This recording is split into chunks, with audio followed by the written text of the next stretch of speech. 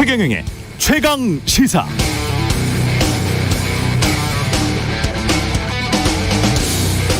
우리 사회가 1등 아니면 안 될 것처럼 흘러갈 때가 있다.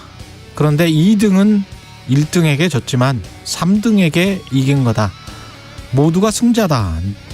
제가 생각하는 진정한 승자는 자기가 하고 싶은 일을 애쓰면서 내공 가지고 어떤 경지에 이르려고 하는 사람이 승자가 아닌가 싶다.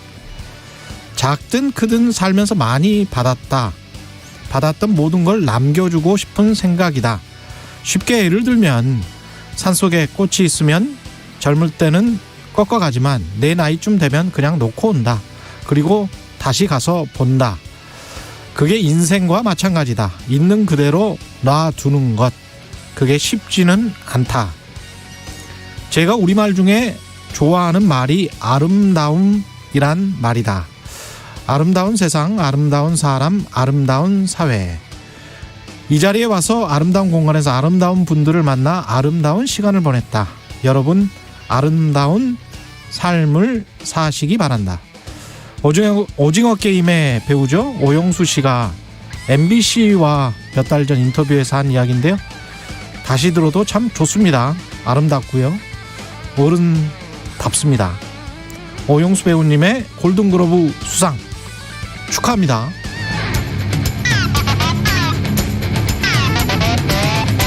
네, 안녕하십니까. 1월 11일 세상에 이익이 되는 방송 최경령의 최강시사 출발합니다. 저는 KBS 최경령 기자고요.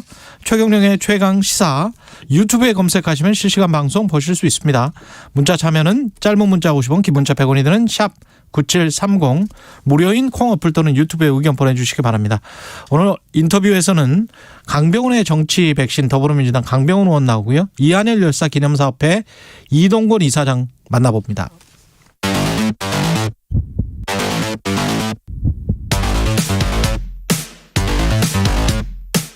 오늘 아침 가장 뜨거운 뉴스 언박싱. 네, 뉴스 언박싱 시작합니다. 민동기 기자, 김민아 시사평론가 나와 있습니다. 안녕하십니까? 안녕하세요. 예, 정영진 멸공 발언으로 신세계 주가가 7% 가까이 하락했습니다. 6.8% 어제 하락을 한 채 장을 마감했고요. 예. 그리고 중국에서 화장품 사업하고 있는 신세계그룹 계열사가 있습니다. 신세계 인터내셔널 주가도 어제 5.34% 하락을 했습니다. 이 신세계 INC 주가도 어제 3.16% 하락을 했는데요. 어제 하루 동안만 신세계가 1,670억 예. 그리고 신세계 인터내셔널은 530억의 시가총액이 증발을 했습니다. 어제 신세계 주가가 폭락을 하니까 개인 투자자들이 여기저기서 이제 불만을 토로했고요. 특히 이제 신세계 인터내셔널 같은 경우에는 중국에서 화장품 사업을 하고 있고요. 그렇죠. 신세계 면세점은 아무래도 중국인 구매 비중이 굉장히 크지 않습니까? 그렇죠. 이것 때문에 네. 주주들의 불만이 어제 굉장히 컸던 것 같고 그리고 SNS에서는 이마트와 같은 신세계 계열사들에 대한 불매 운동을 하겠다는 글들이 잇따라 올라왔고 인증샷까지 어제 연쇄적으로 올라왔습니다. 그러다 보니까 신세계 쪽에서는 어제 입장을 내놓았는데요. 어제 이 정 부회장이 해시태그 인스타그램에 글을 여러 개 올리긴 했거든요. 예. 근데 해시태그에 멸공이라는 그런 해시태그는 없었고요. 그리고 주변에 더 이상 멸공 관련 발언은 하지 않을 것이다 이렇게 말을 했다고 신세계 측이 전했습니다. 아무래도 역시 자본주의 사회다 보니까 네. 이런 부분들이 굉장히 좀 요인이 됐던 것 같습니다. 그러니까 정영진 부회장이 SNS에 멸공이라고 써서 사업상에 이제 차질이 빚어졌고 그것 때문에 주가가 폭락했고 이런 건 이제 그 기업 차원에서 책임을 지고 알아서 해결을 해야죠, 그거는. 아니 본인이 책임도 못 져요. 왜냐하면은 신세계 주식을 단 한 주도 안 가지고 있습니다. 그렇습니다. 그런 이제 여기는 지분 정리를 문제. 이미 했기 때문에 그냥 여동생 회사만 괴롭힌 거예요, 지금. 그렇죠. 어쨌든 그런 것 포함해가지고 네. 그런 거 포함해가지고 이제 기업의 문제를 이제 이 기업의 문제와 이제 경제의 문제로 바라본다고 하면 이게 이른바 이제 오너 리스크의 문제 이런 그렇죠. 것들로 이제 연결해서 볼 수가 있고 거기서 나오는 쟁점들이 있는데 저는 이제 그런 걸 넘어서 가지고 이 사안이 좀 뭐랄까요 우리 사회에 좀 안 좋은 영향을 끼친 게 저는 정영진 부회장이 쓰고 싶은 대로 쓰고 그 결과에 대해서 책임질 수 있는 방식으로 책임지면 된다고 생각합니다. 그렇죠. 근데 정치권이 이 논쟁을 정치권으로 갖고 와서 마치 멸공이라는 단어는 이 사회에서 금지된 용어인데 자신들이 그걸 쓰는 것이 자유를 쟁취하는 것인 마냥 표현의 자유인 마냥. 그렇죠. 그거를 막 이렇게 뭐 멸치와 콩을 어떤 상징화해가지고 마치 암호처럼 이렇게 쓰고 한 것이 우리 사회를 어떤 시선으로 바라보고 있는 거냐 우리 정치권이 이런 의문을 안겨준다는 점에서 상당히 이걸 왜 그렇게 하려고 했는지가 의문이거든요. 사실 정영진 부회장이 이렇게 인스타그램에 비슷한 글을 올린 지는 꽤 됐습니다. 그렇죠. 네. 계속 그렇게 해왔기도 하고. 근데 이런 것들을 이제 정치권에서 이 논란을 크게 부풀리다 보니까 오히려 그게 또 정영진 부회장한테는 부담이 되죠. 그렇죠. 손해가 네. 됐을 거예요. 그러니까 사실은 이 국민의힘에서 좀 정영진 부회장한테 개인적으로 사과라도 해야 되는 거 아닌가 싶기도 하고 정치권이 논란을 이런 걸 해소를 할 때도 좀 책임 있는 방식으로 해소를 해야지 그냥 표현의 자유가 중요하다 이렇게 얘기하고 말 것은 전 아니라고 생각하는데 윤석열 후보는 이제 그렇게 얘기하고 끝내가지고 상당히 의문이고 멸치랑 콩을 왜 샀냐 그러면 물어보니까 멸치는 이제 멸치 육수 내려고 샀다. 콩은 이제 아침에 콩국을 많이 먹는다. 이렇게 해명을 했는데 콩국을 선거 때문에 바쁜데 그 검은 콩을 사가지고 내는 것이 쉬웠을까요? 저는 그런 것도 좀 의문이긴 합니다. 참고로 밥콩입니다. 밥콩입니까? 그리고 멸치. 검은 콩은 머리 좋은데. 네, 멸치는 그 육수를 낼 때 큰 멸치를 주로 보통 사용을 하죠. 근데 이제 윤석열 후보가 산 멸치려고 보니까 작은 멸치입니다. 좀 작긴 한데 저는 국물을 못 낼 건 아니라고 봅니다. 그 네. 크기가. 그리고 이제 집에서 소주 한잔 할 때 이제 그 고추장 딱 찍어 갖고 먹기도 좋은 사이즈인데. 그 정도 사이즈입니까? 네네네. 예. 그렇습니다. 네, 그런 건데. 그 멸치 맛있죠, 뭐. 네, 콩은 예. 콩은 잘 이해가 안 됩니다. 네, 콩국은 좀 네. 그게 불리고 해야 돼 가지고 네, 시간이 많이 걸릴 것 같아요. 네. 예. 해 먹겠죠, 뭐. 버리겠습니까? 예. 안철수 후보는 윤석열과 야권 단일화 가능성 없다. 몇 번씩 같은 질문 하지 마라. 앵무새처럼 똑같은 대답을 할 수밖에 없다. 이렇게 대답을 했네요. 네. 예. 근데 이 지지율이 올라가다 보니까 네. 매체랑 인터뷰를 좀 많이 하는 것 같습니다. 아, 이 관련해서 인터뷰가 네네네. 준비가 돼 있다고 하니까 일단 들어보고 한번 이야기를 나눠보죠. 예. 저는 단일화 생각하고 있지 않습니다. 같은 질문을 계속 하시니까 참 앵무새처럼 같은 답변을 드릴 수밖에 없는. 예. 역시 언론 인터뷰에서도 비슷한 얘기를 했습니다. 조선일보랑 인터뷰를 했는데요. 후보 단일화를 야권 후보, 그러니까 윤석열 후보와 후보 단일화를 논의할 가능성은 없다. 아예 일축을 했고, 그리고 2012년 문재인 대통령에게 대선 후보 자리를 양보한 게 정치 인생에서 가장 후회된다 이런 얘기도 했습니다. 그리고 세계일보와 또 인터뷰를 했거든요. 세계일보 인터뷰에서는 좀 다른 얘기를 했습니다. 총선은 세력을 뽑는 선거인데 대선은 사람을 뽑는 선거다. 역대급 비호감 대선이라는 말이 나올 정도로 도덕성과 자질에서 거대 양당 후보가 문제가 많다 보니까 자신에 대한 재평가가 이루어지는 것 같다. 이렇게 얘기를 했습니다. 근데 지금 이준석 그 국민의힘 대표도 어제 TV조선하고 인터뷰를 했거든요. 예. 역시 단일화 생각이 없다라고 지금 선을 그어버렸습니다. 그러니까 지금 단일화 없이 선거를 치를 환경이 마련이 되는 것 같다라고 얘기를 했는데 어제 여론조사가 많이 발표가 됐잖아요. 예. 근데 그 여론조사를 보면서 이제 단일화 얘기를 하는 분들이 많은데 그 이후의 여론조사, 특히 국민의힘도 자체 조사를 하는데 토요일에 조사를 했을 때 결과가 상당히 긍정적으로 나왔다 이렇게 강조를 했습니다. 그러니까 반등세를 좀 보이고 있다라는 그런 뜻을 내비친 것으로 보입니다. 토요일에 여론조사를 자체적으로 했는데 긍정적으로 나왔다. 그렇습니다. 성일정 의원 어제 얼굴 보니까 꼭 그런 것 같지는 않은데.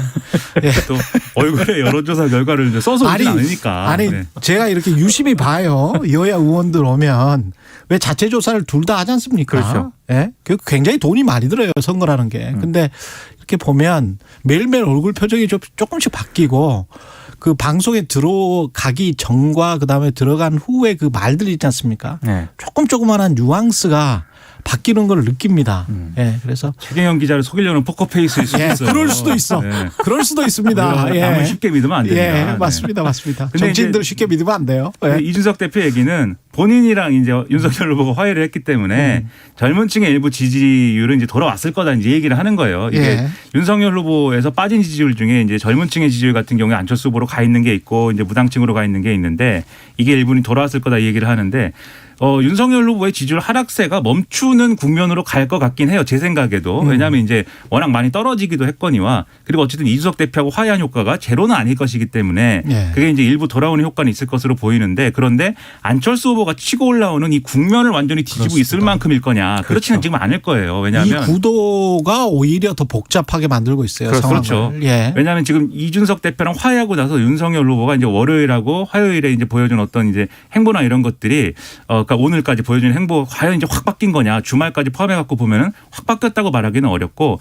다만 이제 이준석 대표의 손때가 보이는 그런 이제 이벤트와 메시지들이 쭉 있었을 따름인데 이게 또 얼마나 이제 그 유권자들에게 호응을 이끌어내고 있느냐 요건 좀 의문인 부분이 있거든요. 다만 이제 여가부 폐지라든지 이렇게 이준석 대표의 팬덤이 좋아하는 그런 메시지들이 있었는데 이게 또 어느 세대에 얼마큼 영향을 미치는 거냐 미지수기 때문에 이 구도 자체가 뒤집히는 않겠지만 하지만 이제 남은 1월 한 달 동안이 이제 변수인 거죠. 그래서 계속 말씀드립니다만 1월 한 달 동안에 윤석열 후보가 잘 해가지고 안철수 후보한테 뺏긴 지지율을 도로 찾아오면 그래서 안철수 후보 지지율이 이 10%를 이제 내외를 왔다 갔다 하는 그런 수준으로 좀 내려앉으면 그렇죠. 이게 단일화 협상을 하는데 윤석열 후보가 상당히 이제 유리하게 이제 좀 협상을 진행하는 그런 포석이 되는 거고 만약에 1월이 지나가고 이제 2월 들어갈 무렵이 됐는데 안철수 후보가 여전히 15% 넘는 수준의 지지율을 획득하고 있다. 그러면 안철수 후보로서는 선택지가 많아져요. 그렇죠. 윤석열 후보하고 단일화를 할 수도 있고 그냥 완주할 수도 있습니다. 안철수 후보로서는. 예. 그러면 이 협상의 이 협상력이라는 건 안철수 후보가 확 올라가 있는 상태가 되는 거기 때문에 그렇습니다. 이 단일화는 제가 볼 땐 협상 타결이 상당히 어려워질 수도 있다. 그런 상황이면. 그러니까 15% 이상이면은 선거 자금을 다 보존받을 수 그렇습니다. 있기 때문에. 그렇죠. 그 선거 자금 보전받은 걸로 지방선거 하면 돼요. 안철수 후보는. 그렇습니다. 그래서 1월 한 달 동안에 윤석열 후보가 잘해야지 이준석 대표 구상대로 될 텐데 그 잘하느냐의 여부도 이준석 대표와 윤석열 후보에게 달려있다. 중요한 지점입니다. 그러니까 윤석열 후보 같은 경우는 멸공이랄지 이런 데 신경 쓰지 마시고 안철수 후보가 어느 쪽에서 지금 많이 지지를 획득하고 있는지 그쪽을 봐야 돼요. 그래서 그쪽을 많이 가지고 오면 그게 이른바 이제 중도 보수 또는 중도 확장 뭔지는 모르겠습니다만 아마 그 정도에 있는 그런 사람들일 텐데 유권자들일 텐데 여론조사 분석가들로 얘기를 어제 좀 제가 그렇죠? 좀 들었는데 안철수 후보 지지율 상승이 뭐 전반적으로 좀 상승을 하긴 했지만 예. 특히 20, 30대에서 20, 30대에서 많이 좀 지지율이 올라갔다 그래요. 그러니까 지금 만약에 윤석열 후보 입장에서 안철수 후보의 지지율을 조금 내리는 그런 전략을 한다면은 이 20, 30대 지지율을 가지고 와야 된다는 얘기잖아요. 그렇습니다. 근데 지금 막 멸공이라든가 이런 어떤 전략은 예. 굉장히 제가 봤을 때 안 좋은 전략인 거죠. 그러니까 지금 그렇죠. 20, 30대가 윤석열 후보에서 안철수 후보로 옮겨간 그 핵심 동력은 결국 이제 후보 문제거든요. 그렇죠. 그래서 뭐 여가부 폐지라든지 뭐 이런 메시지 20대가 20대 특히 남성층 이준석 대표의 팬덤층에서 좋아할 만한 메시지 던지는 게 일종의 대증요법입니다. 그래서 당장 이렇게 빠져나가는 지지율을 막는 어떤 대증요법인데 근본적인 처방은 후보가 지금까지는 좀 여러모로 허술한 모습도 보였고 배우자 문제나 이런 거에 대해서 제대로 대처하지 못했지만 이제는 뭔가 그동안의 어떤 과정을 통해서 내실을 충분히 다져줬다 내실이 이제 예. 그리고 정책과 비전이라는 측면에서 분명한 어떤 그런 지향을 갖고 있다. 그걸 가지고 평가를 받아야 되는데 이럴 내 그렇게 가능할 만한 순간들이 있겠는가. 예. 그게 사실 쉽지는 않습니다. 뭔가를 이제 내놓겠죠. 뭐 공약이든 정책이든 뭔가를 내놓겠죠. 오늘부터 나올 이제 것 같습니다. 네. 토론 같은 경우도 2월 18일 이후에 지금 예정돼 있는 걸로 알고 있거든요. 네. TV 토론 같은 경우도 그래서 뭐 방송사들에서도 준비를 해야 되기 때문에 그러면 그 기점 이후에 뭔가를 하기 위해서 열심히 또 노력을 하겠죠. 제가 이건 봤을 뭐 두 당 다 마찬가지고 세 당 다 마찬가지일 것 1월 같습니다. 중으로 예, 최강지사 한번 나오시는 게 가장 좋은 것 같습니다. 제일 좋죠. 네. 그렇죠.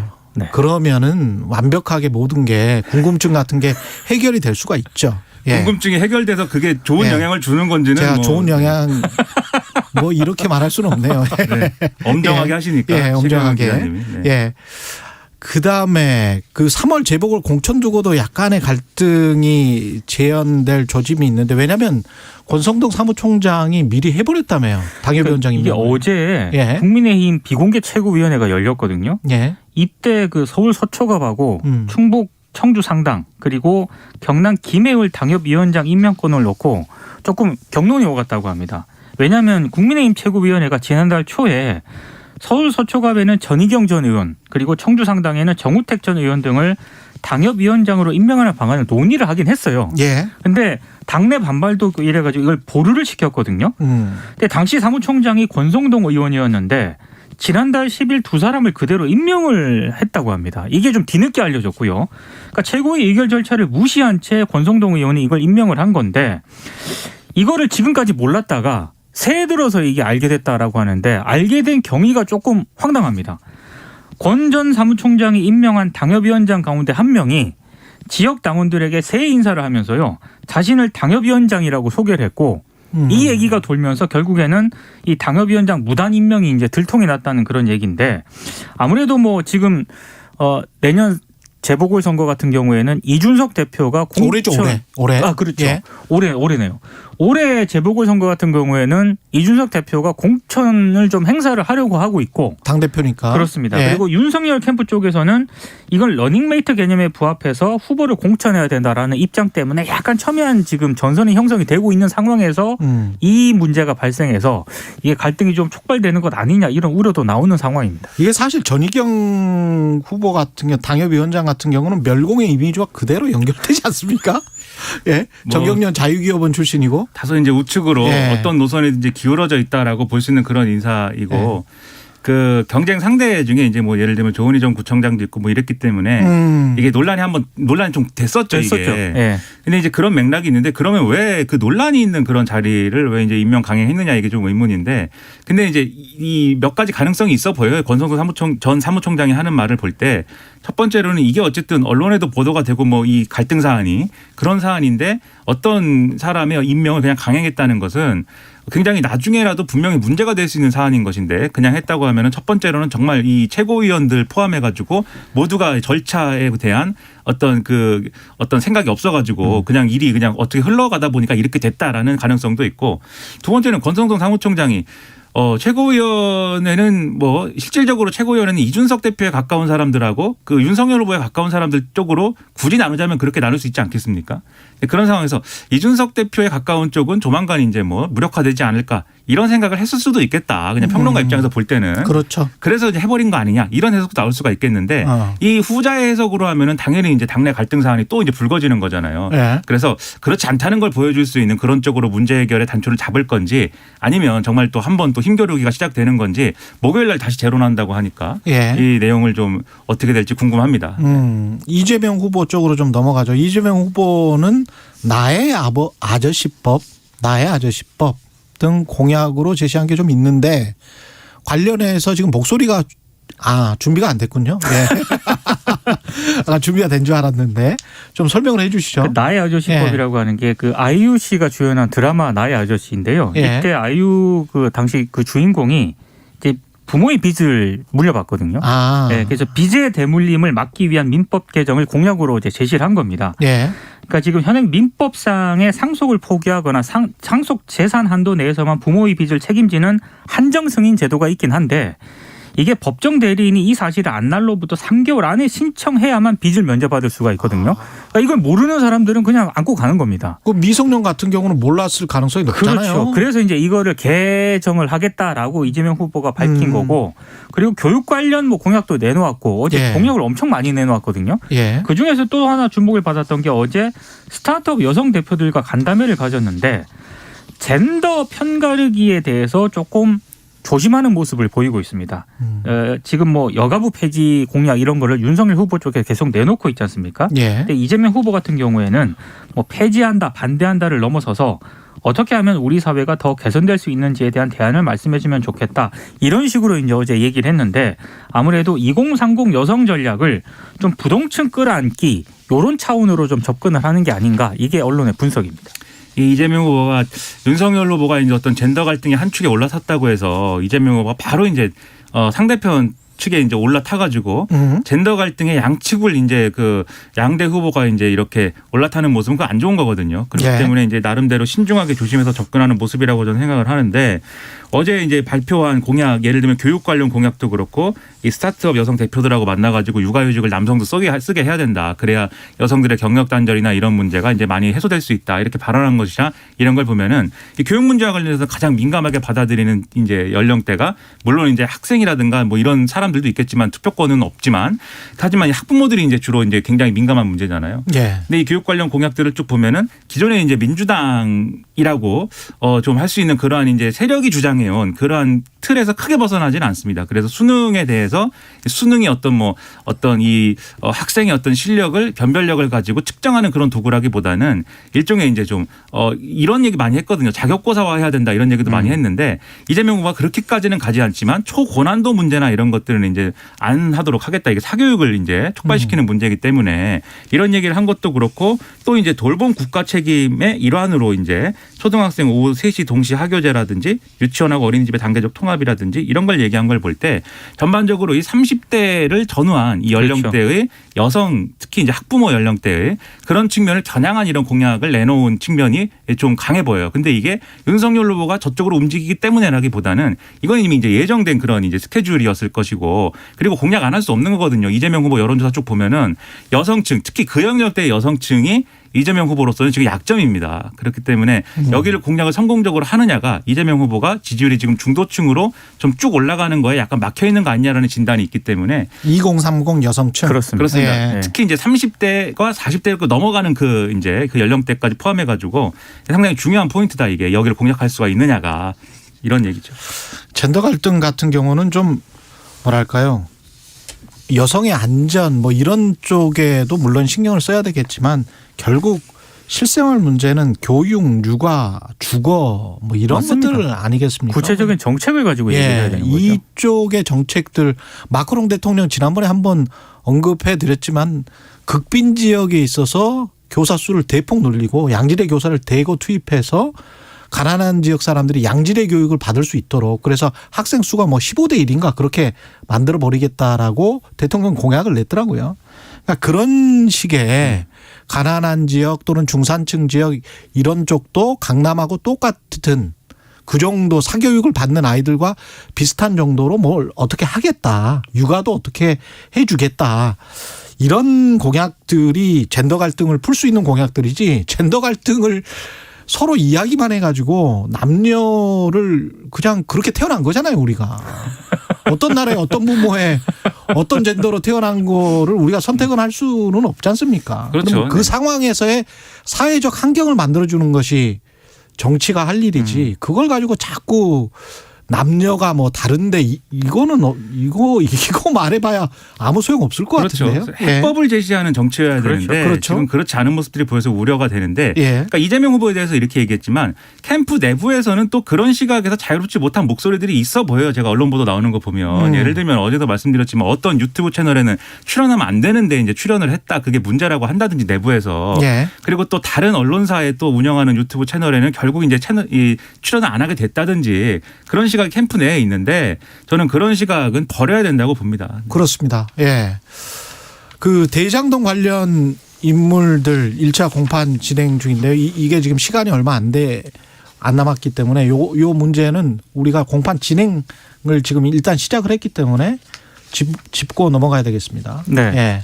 어제 김민하 평론가 가시죠. 네, 이게 뭐 어제 이제 1차 공판이 있었던 건데 검찰의 이제 혐의라는 거는 이미 아실 겁니다. 그래가지고 초기에 대장동 사업 초기에 이 화천대유 일당들이 유동규 본부장이랑 짜고 초과이익 환수 조항을 삭제하는 등의 이런 이 작업을 통해 가지고 민간 사업자에게 이득을 몰아주도록 애초부터 이 사업을 설계하고 자기들끼리 이득을 나눠 가진 거다. 그게 이제 배임하고 뇌물이다 이런 건데 예. 이 검찰 수사에 협조했던 정영학 회계사는 모든 공소 사실에 대해서 인정한다라고 했고요.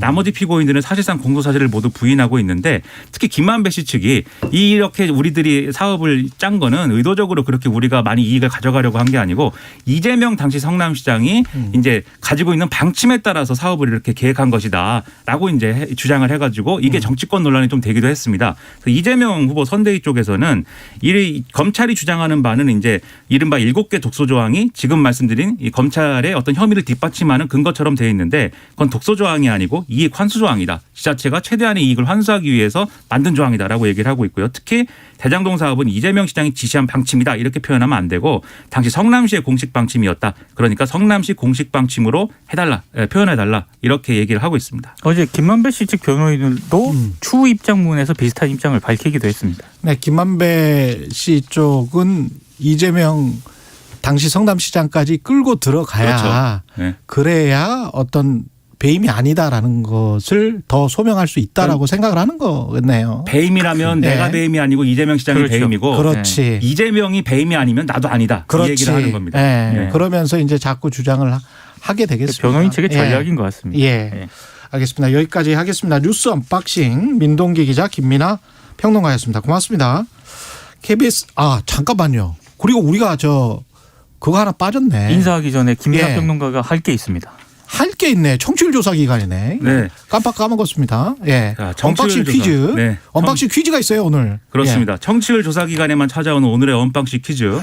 우리가 맞추는 게 아닌 거죠. 청취자들이 맞추는 거죠. 청취자들이 맞히고 네. 우리는 커피는 못 먹고요. 네, 예, 배우- 청취자들은 네. 드시고. 그렇습니다. 예. 배우 오영수 씨가 오징어 게임으로 골든글로브 TV 드라마 부문 남우조연상을 수상을 했는데요. 대한민국 배우 중에 골든글로브 수상은 오영수 씨 최초입니다. 이 화제의 드라마 오징어 게임에서 오일남 역을 맡은 오영수 씨는 뭐뭐 할아버지로 불렸는데 이것은 동네에서 구슬이나 딱지를 같이 나눠 쓸 수 있는 단짝 친구를 가리키는 두 글자의 말입니다. 이게 뭐냐? 예, 이 말이 어떤 말이냐? 이게 문제인데요. 짧은 문자 50원, 긴 문자 100원이 드는 샵 9730 무료인 콩 어플 또는 유튜브로 답을 보내주시면은 추첨을 통해서 최경영 기자가 아마도 커피 쿠폰을 보내드립니다. 네. 제가 직접 보내드리는 건 아니고. 정답 예. 아는데 제작진이. 안타깝습니다. 예. 무슨 네. 할아버지일까요? 산타 할아버지일까요? 네, 예. 궁금합니다. 치킨집도 이런 치킨집이 있는 것 같고. 켄터키 할아버지인가요? 잘 모르겠네요. 예. 민동기 기자 김민아 평론가였습니다. 고맙습니다. 고맙습니다. KBS 1라디오 최경영의 최강시사 듣고 계신 지금 시각 7시 46분입니다. 대설주의보가 확대됐습니다. 제주도 산간 지역에 이어서 조금 전 7시 30분 울릉도, 독도, 전라북도의 순창과 고창 지역까지 대설주의보가 확대됐습니다. 내일 오전까지 제주도 산지와 울릉도, 독도는 5에서 20cm, 많은 곳은 30cm 이상의 상당히 많은 눈이 내려 쌓일 것으로 예상이 되고 대설주의보가 발표된 숭창과 고창을 비롯한 전라도 서해안 지역과 그 밖의 제주도 지방 1에서 5cm가량 눈이 내려 쌓일 것으로 보입니다. 그 밖에 전라권과 충청권, 강원도 내륙 산지와 경상권 서부 지역을 중심으로 눈이 날리는 곳이 있다는 점 염두에 두시는 것이 좋겠습니다. 그 밖에 대부분 지역은 맑은 날씨 속에 부쩍 춥겠습니다. 오늘 낮 최고기온 영하 6도에서 영상 4도의 분포가 예상되고요. 서울의 경우 오늘 낮 최고기온 영하 4도 정도로 중부지방은 영하권의 추위가 예상되고 이번 추위는 주중 내내 이어지겠습니다. 지금 서울 기온은 영하 9.1도, 습도는 61%입니다. 날씨 정보 윤지수입니다. 다음은 이 시각 교통 상황입니다. KBS 교통정보센터의 김한나 씨입니다. 네, 현재 빙판길이 된 곳이 많습니다. 도로가 많이 미끄러우니까요. 앞차와의 안전거리 확보하면서 과속하지 않도록 주의 운전하시기 바랍니다. 먼저 경인고속도로 서울 쪽으로는 서인천에서 서운 분기점까지 또 부천에서 신월나들목까지 어렵고요. 수도권 제일순환고속도로에 차가 많은데요. 판교에서 구리 쪽으로는 서안암 부근에서 짧게 서행하다가 이후로 불암산 요금소 부근에서 화물차 관련 사고를 처리하고 있어 주의하셔야겠습니다. 또 구리에서 판교 쪽으로는 남양주에서 상일 부근 까지와 서안암에서 송파 부근까지 각각 5km씩 정체고요. 경부고속도로는 서울 방면으로 수도권 상습 정체 구간인 수원 부근 그리고 달래내에서 반포나들목까지 8km 정체입니다. 목적지까지 안전운전하시기 바랍니다. KBS 교통정보센터였습니다.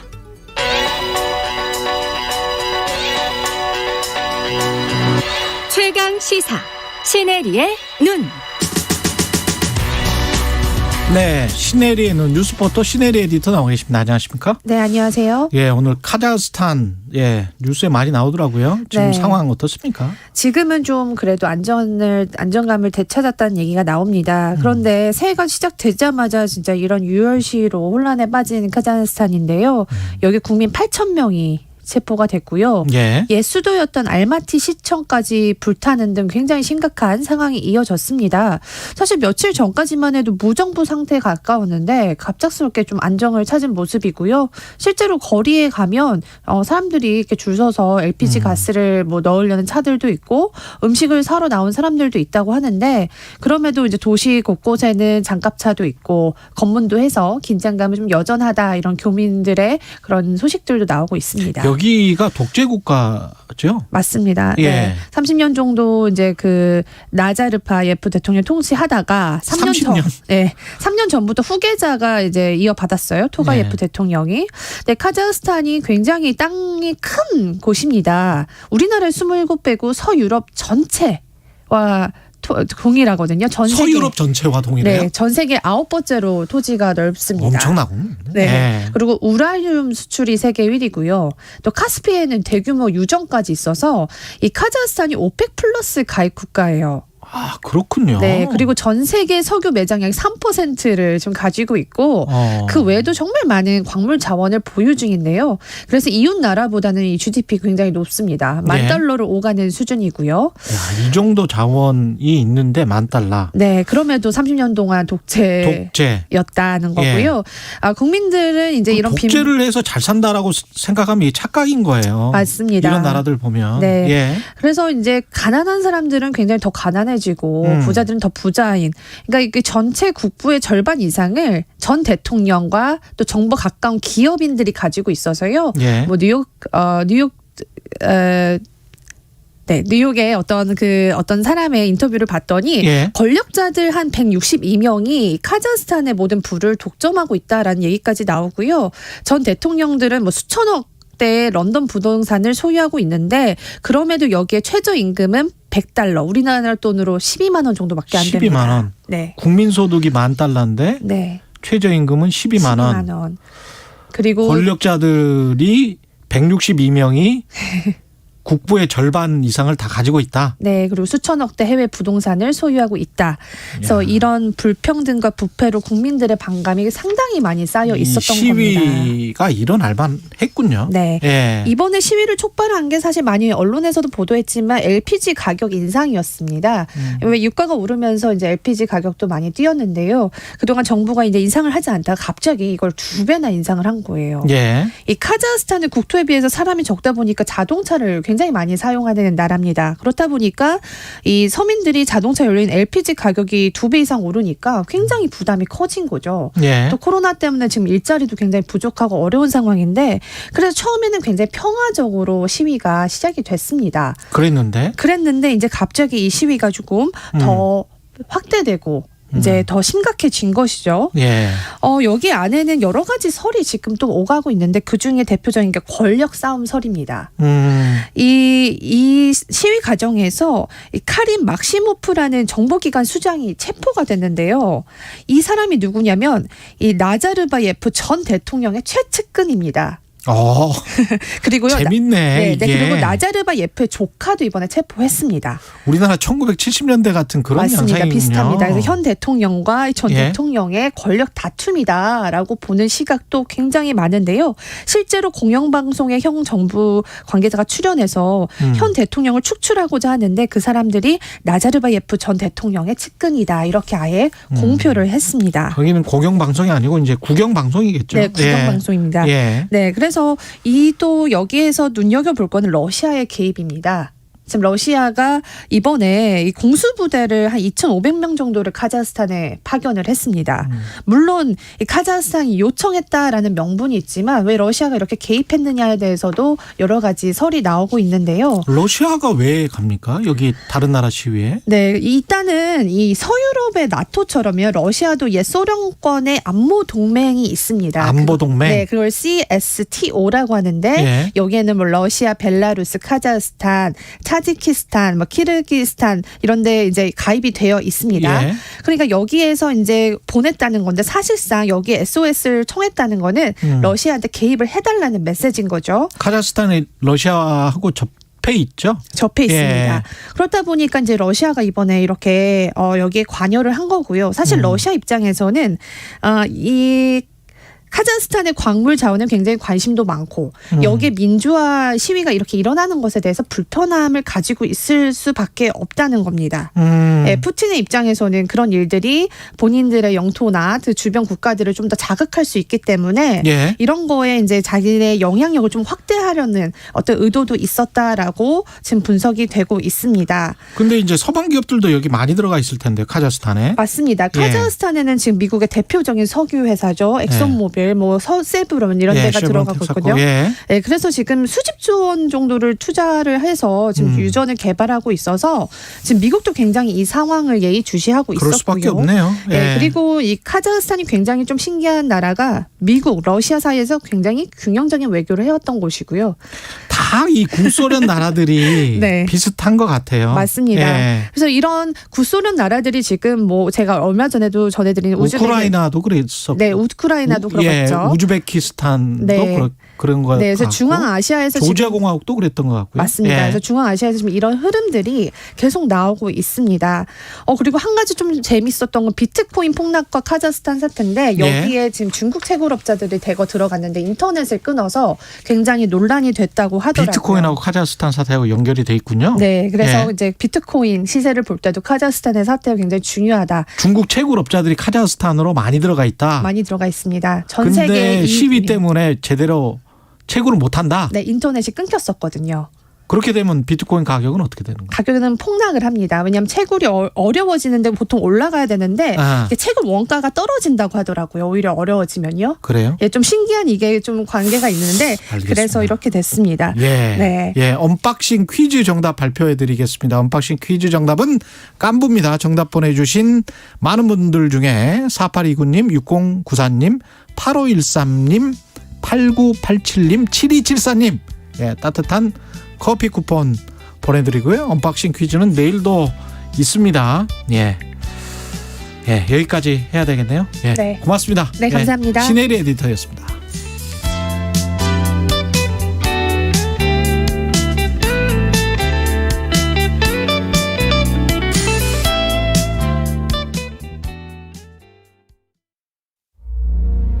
김홍민 대장 삶 자체가 살아긴입니다.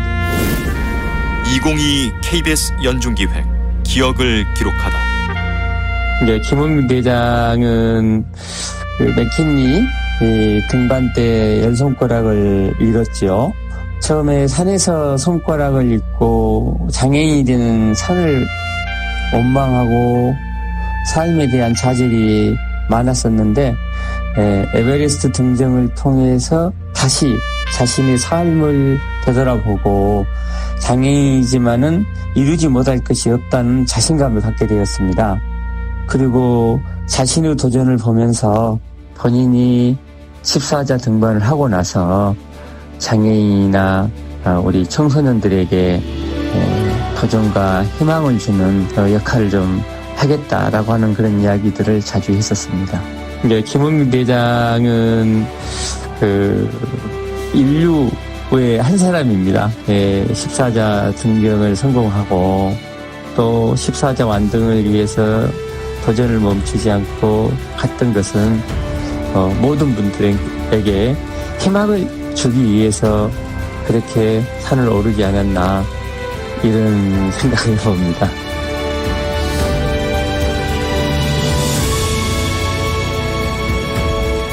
산악인 고 김홍빈 씨를 묵묵히 응원해준 광주 산악회 피기련 회장은 기억합니다.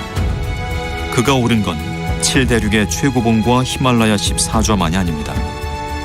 장애인에 대한 편견과 차별의 벽을 딛고 일어서 포기하지 않으면 반드시 이룰 수 있다는 희망을 보여주었습니다. 당신과 대한민국의 기억, KBS가 기록합니다.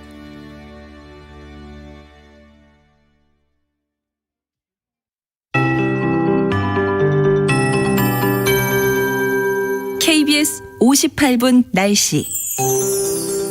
어젯밤부터 오늘 새벽 사이에 중부지방은 눈이 조금 내렸습니다. 기압골의 영향을 받았기 때문이고요. 이제는 중국 북부 쪽에서 확장하는 차가운 대륙 고기압의 영향을 받겠습니다. 대부분 지역은 맑은 날씨가 예상되지만 차가운 공기가 상대적으로 따뜻한 바다 위를 지나면서 구름들이 만들어지고 있기 때문에 일부 지역은 눈이 더 내려 쌓이겠습니다. 내일 오전까지 예상되고 주로 전라도 서해안과 제주도 지방, 울릉도, 독도 등 비나 눈의 형태로 더 내릴 것으로 예상이 됩니다. 제주도 산간 지역과 함께 전라북도의 순창과 고창 지역은 대설특보도 내려져 있고요. 제주도 산지, 울릉도, 독도에서는 최고 30cm 이상, 전라도 서해안과 제주도 지방도 1에서 5cm의 상당히 많은 눈이 예상됩니다. 그 밖에 충청권과 전라권, 강원도 내륙 산지와 경상권 서부 내륙 지역도 눈이 좀 더 날릴 전망입니다. 오늘 낮 최고 기온은 영하 6도에서 영상 4도의 분포로 어제보다 10도 이상 낮은 곳도 있겠습니다. 한파특보가 경기도 북부 지역과 강원도 일부 지역에 내려져 있는 상황이고요. 오늘 낮 최고 기온은 서울 영하 4도, 세종과 춘천은 영하 2도, 광주 영도, 부산과 제주 영상 4도가 되겠습니다. 이번 주 내내 추위가 이어질 전망입니다. 지금 서울 기온은 영하 9.3도입니다. KBS 58분 날씨 윤지수입니다.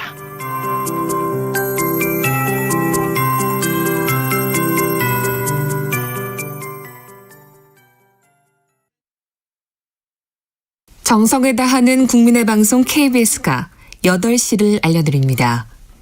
AM 711kHz, FM 97.3MHz, KBS 1라디오입니다. HLKA.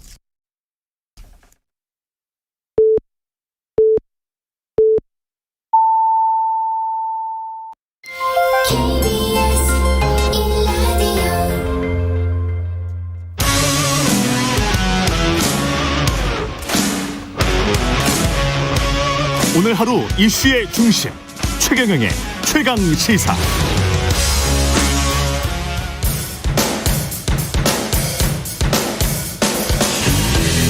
강병원의 정치 백신.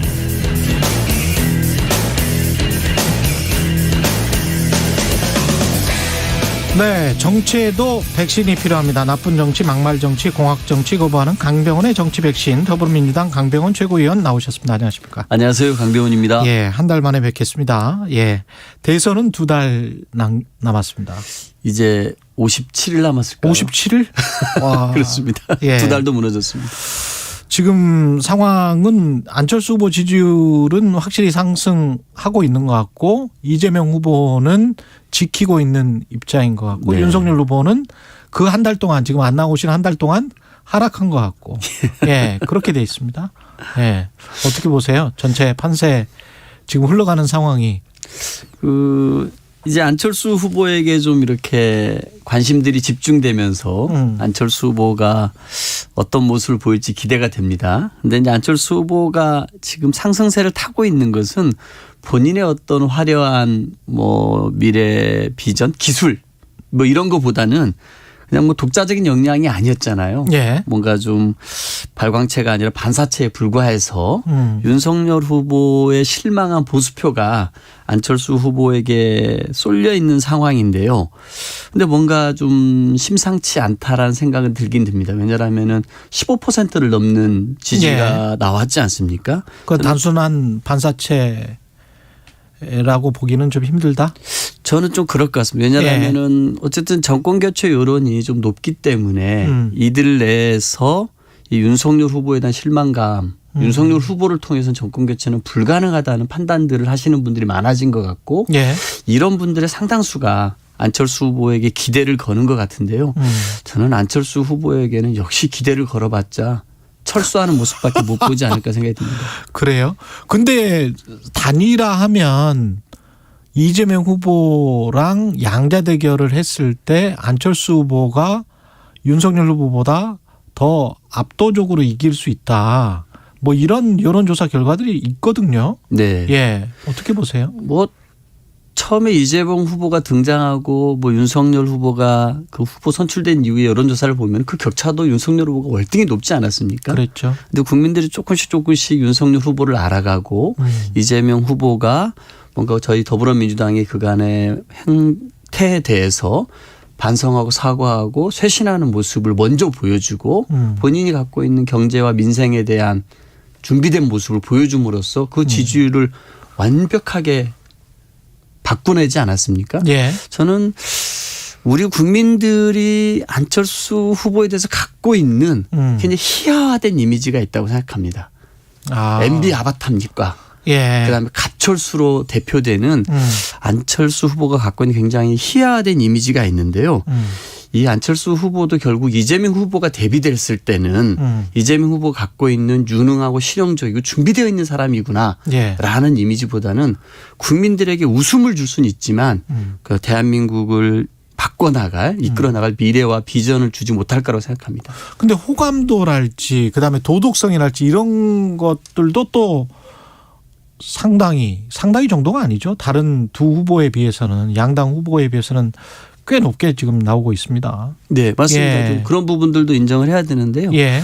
근데 뭐 물론 안철수 후보가 갖고 있는 게 그런 게 있지만 국민들이 지금 대통령을 뽑는 선거에 임하고 있는 거 아니겠습니까? 그렇죠. 오히려 그것만으로 모든 결정이 진행될 건 아니라고 생각합니다. 보다 중요한 것은 그 후보가 갖고 있는 예. 대한민국의 지금 현실에 대한 정확한 진단, 그리고 국민들이 원하는 시대 정신이 무엇인지, 여기에 따라서 우리 대한민국이 어떤 방향으로 나아가야 될지, 그런 의미에서 저는 윤석열 후보가 마치 정권 교체의 화신처럼 등장했지만 예.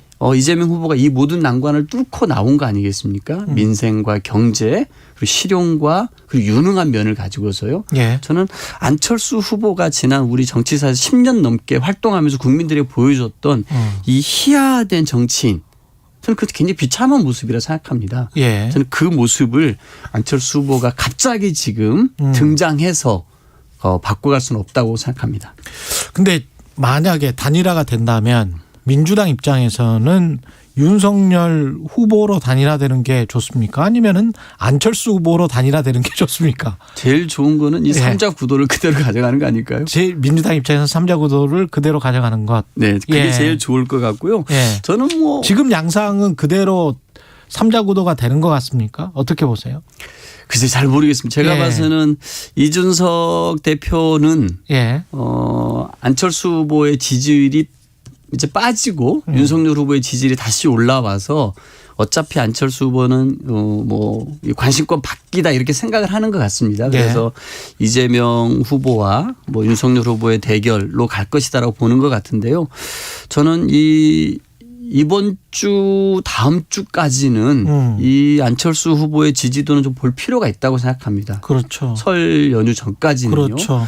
그래서 아마 안철수 후보가 지금 정도의 이 상승세나 이거를 가져가거나 유지한다라고 하면은 국민의힘 입장에서도 안철수 후보와 손잡는 문제에 대해서 결코 무시할 수 없게 될 것 같고요. 근데 안철수 후보는 이럴 경우에 기존에 본인이 가져왔던 그 철군과 철수와 회군을 해왔던 이 역사가 있지 않습니까? 그렇죠. 끊임없이 철수의 DNA를 갖고 있는데 그게 2011년 서울시장 때도 그렇고 2012년 17년 대선 때도 그랬고요. 2018년 지방선거 때도 그랬고 작년 4.7 재보궐선거까지도 그랬습니다.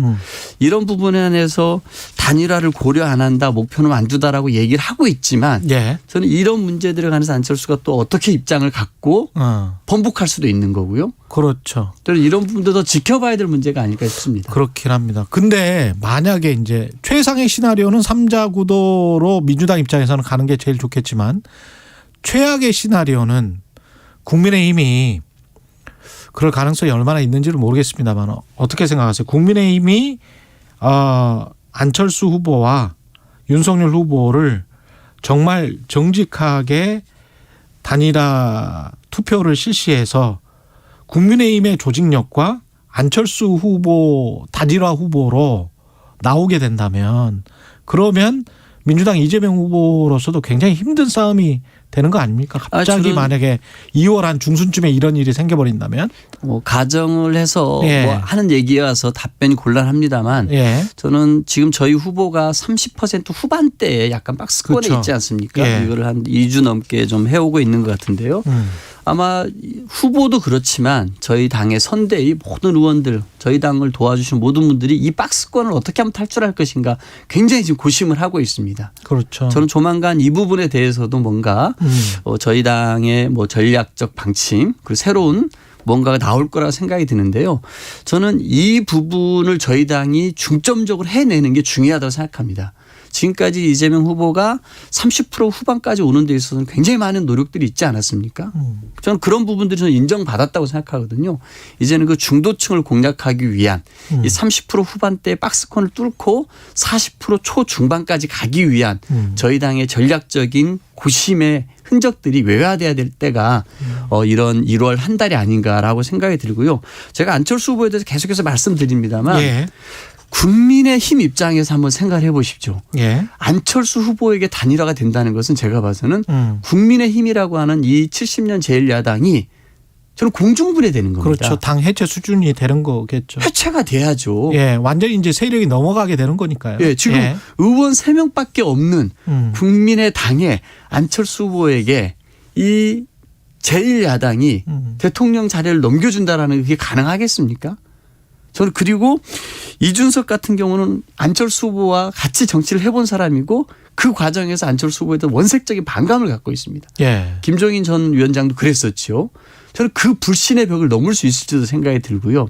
또 하나는 안철수 후보에게 혹여라도 이 국민의힘과 이 안철수 후보 간에 이 권력을 가지고 또 나눠 먹는 거라든지 이런 게 뭐 공동정부 얘기도 나오던데 그렇죠. 된다 할지라도 저는 과연 국민들이 이 안철수 후보가 가지고 있는 지난 10년 이상의 새 정치의 실체는 무엇인지 전혀 보여주지 않았고 갑철수와 MB 아바타로 대표되는 희화화된 이 정치인에게 대한민국의 미래를 맡길까요?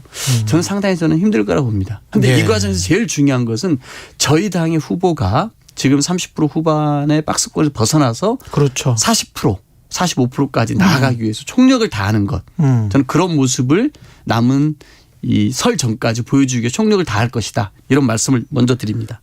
야당도 뭐 가만히 있지 않는 게 세대 포이론 이야기도 나오고 여성가족부 폐지랄지 병사 봉급 월 200만 원 뭐 이렇게 짤막짤막하게 지금 공약을 내세우고 있고 사실은 멸공 따라하기 같은 경우도 뭐랄까요? 이대남을 겨냥한 거라고 봐야 되나요? 어떻게 보십니까? 저는 그 대통령 후보의 공약이 그렇게 한 줄로 해서 될지 참 걱정입니다. 어쨌든 뭐 논리적인 뭐 근거라든지 뭐 검토했던 내용도 없이 또 재원 마련 계획도 없이 그냥 무성의하게 한 줄로 공약을 내놓고 있는데요. 정말 이게 실화인지 묻고 싶습니다. 정말 이게 이준석 대표가 얘기하는 연습 문제를 충실하게 풀어가는 윤석열 후보의 모습인지 모르겠지만 우리는 대통령 후보를 보고 싶어 하는 것이지 그리고 그가 갖고 있는 철학과 비전을 국민에게 소상하게 전달하는 모습을 보고 싶어 하는 것이지 이준석이 내준 연습 문제를 가볍게 풀어내는 대통령 후보의 모습 마치 제가 오늘 아바타 얘기 많이 합니다만 이준석의 아바타가 된 듯한 윤석열의 모습을 보고 싶어 가는 건 아니고요. 또 적어도 정치하는 사람이라고 한다면 대한민국의 갈등 과제들을 조정하고 통합하기 위한 모든 노력을 기울여야 되는데 오히려 이 남녀 간의 갈등을 조장하는 데 올라타는 본질은 회피하고 뭔가 얄팍하게 표 하나를 얻으려고 하는 이 모습 국정 운영이라는 걸 정말 먼지처럼 가볍게 여기는 것 같은데 저는 절대 옳지 않다라고 생각을 합니다. 저는 이준석 대표가 세대 포이론을 얘기하는 것 같은데 오히려 세대 포기가 될 거라고 생각됩니다. 세대 포기? 예. 예. 그 달파 멸공 해가지고 윤석열 후보가 올렸던 사진도 있고 영상도 있고 뭐 그런 것 같은데요. 관련해서 어떻게 보셨습니까? 이 일종의 색깔론이라고 보세요? 지금 민주당에서는 어떻게 보십니까? 저는 지금 2022년인데요. 예. 정말 이렇게 멸공이란 얘기를 예. 지금 대선에서 예. 우리 뭐 대기업을 이끌어가는 뭐 CEO의 입에서 예. 그리고 저희 대통령 후보 중에 한 사람 입에서 그런 얘기를 들을 거라 상상도 못했습니다. 저 구시대적 색깔론을 다시 꺼내는 것에 대해서 경악을 좀 했고요. 대기업 대표에 대해서 한 말씀 드려보면은 정말 우리나라 대기업이 경제가 굉장히 세계적인 규모가 됐습니다. 예. 12의 경제 대국이고 작년 한 해 수출이라는 게 어마어마하게 증가해서 대한민국이 경제적 위상이 얼마나 높아졌는지 증명되지 않았습니까? 이럴 때 대기업 대표들은 더욱더 우리 국민들의 미래 먹거리를 위해서 혁신적인 기업가 정신을 보여주는 게 저는 필요하다 생각하거든요. 예. 그런데 여기에서 마치 SNS로 이 관종 형태를 하는 것 여기에서 왜 만족을 느끼는지 저는 정말 이해할 수가 없고 부끄럽다고 생각이 들고요. 예. 또 여기에 영합하는 대선 후보 이게 뭡니까 도대체. 정말 부끄러운 모습이라고 생각합니다. 여성가족부 폐지에 관해서는 민주당 입장은 뭡니까? 저는 이재명 후보 같은 경우는 예. 성평등 가족부를 얘기를 했었죠. 예. 네, 가족 공약을 내세웠었는데요. 저는 그럼 양성평등부 비슷한 거네요. 양성평등부. 그렇죠. 예. 예. 그런 부분인데 아마 여러 차례 말씀을 좀 하셨습니다. 저는 예. 이 젠더 갈등의 문제가 이 남성과 여성의 갈등으로 그리고 이걸 갈라쳐가지고 표를 얻으려고 하는 건 안 된다고 생각합니다. 예. 여전히 우리 대한민국에서 여성이 처한 지위는 전체적인 남성보다 낮다라는 건 뭐 임금에서나 그들이 사회생활하면서 받는 처우에서나 그렇습니다. 그들이 남성에 비해서 더 많은 가사노동을 분담하는 문제라든지 여러 가지 면에서 여성이 처해 있는 처지는 정말 OECD 평균과 비해서 상당히 떨어져 있습니다. 이런 부분들에서 끊임없이 이 성평등을 이루기 위한 사회적인 노력들, 국가적인 노력들 필요한 거 아니겠습니까? 근데 이거를 갈등의 사안으로 자꾸 접근해서 한쪽에 뭔가 분노를 키우는 방식으로 이 문제를 풀어서는 안 되겠죠. 저는 그렇기 때문에 여전히 이 남녀 모두가 우리 사회에서 차별받지 않고 동등하게 일하고 대우받고 이런 사회를 하기 위한 노력들은 여전히 필요한 거 아니겠습니까? 예. 저는 이재명 후보는 이런 관점과 철학을 가지고서 이 문제를 접근하고 있지 이 갈등을 조장해서 표 한 표 한 표 몇 표 얻으려고 하는 그런 가볍게 접근하고 있지는 않다고 생각합니다. 중도 외연 확장을 위한 어떤 방법론이 지금 현재 하는 것처럼 마이크로 마케팅이라고 할 수 있겠죠. 그러니까 아주 세심한 핀셋 공약들 이런 것들로 지금 민주당은 접근을 합니까? 어떻습니까? 저는 크게는 이재명 후보가 그 저희 민주당의 기존의 모습에 대해서 예. 그 반성사과 쇄신하는 모습으로 접근하지 않았습니까? 그리고 저희 민주당이 해왔던 것 중에 좀 실책이라고 될 수 있는 부동산 문제 등에서도 좀 사과하고 새로운 접근법들을 해냈습니다. 그리고 뭔가 이제 마이크로한 것들 소확행이라 그러죠. 예. 뭐 탈모 문제라든지 HPV 백신이라든지 여러 가지 이 작은 그룹들에게 행복감을 줄 수 있는 공약들도 제시했습니다만 이것도 저는 계속해 나가야 되고 보다 좀 이 지금의 시대 정신 지금의 우리 국민들이 깝깝해하는 문제를 풀어주기 위한 예. 저는 좀 거시적인 과제들도 저는 좀 던져서 예. 우리 국민들에게 정말 미래를 책임질 수 있는 이재명 그리고 미래를 책임질 수 있는 민주당의 모습을 보여줘야 한다고 생각하고 예를 들면 뭐 제가 이렇게 말해서 어떻게 후보랑 생각이 같을지는 모르겠습니다만 저는 우리 국민들의 다수 그리고 좀 전문가 집단들에서는 더 높던데요. 우리나라가 좀 그 제왕적 대통령제에 대한 폐해를 많은 사람들이 인정하고 있지 않습니까? 예. 이제는 뭔가 이 제왕적 대통령제의 폐해를 최소화할 수 있는 이 권력구조 개헌들이 좀 필요한 거 아닌가라고 생각이 듭니다. 대통령 선거 이후에. 예, 최소한의 예. 개헌들이 필요한데 이거 같은 경우는 그 17년 대선 때도 문재인 대통령도 이 개헌 공약을 내세웠고요. 최근에 박병석 국회의장도 신년사에서 말씀하셨죠. 예, 17년 대선만 보더라도 그때 홍준표 안철수 다 이 공약을 내세웠었습니다. 그렇습니다. 예. 2018년 지방선거 때 문재인 대통령이 이 공약을 내세웠지만 홍준표 같은 분들이 말을 싹 뒤집어 버렸죠. 예. 저는 이거 안 된다고 생각하거든요. 적어도 이 우리 국민들께서 이제 이 대통령제에 대해서 여기 너무 과도한 권력이 있다라는 걸 느끼고 계시다라고 하면은 내 권력을 줄여서 국민께 더 많은 권력을 주겠다라고 하는 이런 과감한 정책을 내세울 때 저는 많은 중도층에게도 어필할 수 있다라고 생각이 들고요. 예. 또 하나는 연금 개혁입니다. 연금 개혁. 많은 젊은이들 같은 경우는 나도 연금을 붓는데 내 노후는 책임질 수 있을까 이런 분들 불안해하는 거 아니겠습니까? 그렇습니다. 예. 저는 이런 부분들에 관해서 과감하게 소상하게 알리고 정직하게 알리고 이런 부분들을 정말 대통령 임기 내에 해결해내서 국민 여러분들과 사회적 합의를 통해서 개혁해내겠다는 걸 보여줄 때 저는 정말 국가의 미래를 책임지는 대통령의 모습이 저는 나온다고 생각하고요. 예. 또 하나는 이재명 후보가 전국민 소득보험도 얘기를 했지 않습니까? 예. 저는 그런 의미에서 새로운 복지국가의 상들을 한번 국민들에게 제시하고 이런 문제를 하기 위해서는 세금도 많이 필요합니다. 예. 이런 문제 여러분들 앞에 제가 저의 인기에 연연하지 않고 다 말씀드리고 함께 대한민국의 미래를 위해서 이런 문제를 정말 임기 내에 여러분들과 함께 소상히 밝혀서 정말 대한민국 국민 누구라도 정말 어려움에 처했을 때는 국가가 책임지는 그런 상을 제시하겠다. 저는 이런 거시적인 과제들을 제시할 때 저는 이재명 후보에게 예. 더 많은 사람들이 믿고 그리고 그 민생을 맡길 수 있는 유능한 후보의 모습을 줄 수 있다고 생각합니다. 또 하나는요. 이 성장과 먹거리에 대해서 많은 국민들도 생각하고 있지 않습니까? 저는 예를 들어 가지고 CPTPP 같은 경우 포괄적 점진적 환태평양 경제 동반자 협정이 있지 않습니까? 노무현 대통령께서 한미 FTA 협정을 추진해서 미래 먹거리에 대해서 확실히 뭔가를 만들었던 것처럼 저 이런 문제에 대해서도 내가 대통령이 되면 과감하게 해서 우리 미래에 대한 확실한 성장에 대한 비전들도 보이겠습니다. 이런 것들이 필요하지 않나 싶습니다. 알겠습니다. 지금 선대위에 안 계시죠? 그냥 최고위원입니다. 알겠습니다. 말씀 감사하고요. 강병원의 정치 백신 더불어민주당 강병원 위원이었습니다. 고맙습니다. 감사합니다.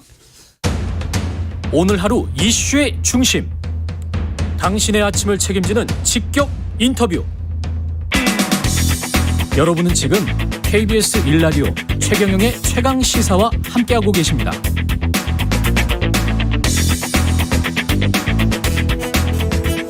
네, 지난 월요일 이한열 열사의 어머니이자 일생을 민주화 운동에 헌신한 배은심 여사 별세하셨는데요. 각계각층에서 추모 물결이 일고 있습니다. 한동권 이한열 기념사업회 이사장님 전화로 연결돼 있네요. 안녕하세요. 예, 안녕하세요. 예, 오늘 오전이 발인입니다. 배은심 여사. 예, 그렇습니다. 예, 10시 발인입니다. 지금 광주에 그러면 계시겠네요. 네, 지금 광주 현지 장례식장에 나와 있습니다. 예. 예. 그 오늘 뭐 망월묘역에 안치되시는 거죠? 예, 좀 설명드리면 우리 이한열 열사는 그 망월 그 삼묘역에 있고, 그리고 이제 아버님은 거기 일반 공동묘역인 팔묘역에 계세요. 그래서 아버님 계신 곳으로 다 같이 가십니다. 팔묘역으로 가시는 거죠. 팔묘역으로 가시는 거군요. 예. 바로 옆으로 가시는 겁니까? 예, 같이 옆에 가시게 되는 거죠. 예. 다행이네요.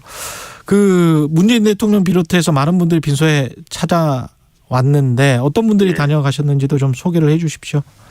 예, 뭐 대통령을 비롯해서 여러 분 다녀가셨지만 말씀드리고 싶은 거는 그 일반인들하고 단체가 장례위원으로 참가를 하고 있는데요. 예. 그 단체 일반인에서 뭐 아직 다 집계는 안 끝났지만 한 7,000명 이상이 장례위원으로 참석해 주셔가지고 이게 어제 집계를 해가지고 아마 오늘 되면 10,000명 이상이 될 것 같습니다. 그래서 일반 시민들이 사실 많이 찾아오시는 게 더 특징적이고 대통령 비롯해서 이재명 후보도 다녀가셨고요. 물론 어제 윤석열 후보도 다녀가셨는데 별 대접을 받지 못하고 하셨습니다. 예. 87년 그 이후의 일이라 뭐 특히 이제 지금의 이제 2030은 잘 모르실 수도 있어요. 이분 성함도 잘 모르실 수 있는데 배은심 여사 어떤 분이셨는지 좀 소개를 해 주셔야 될 것 같은데요. 예.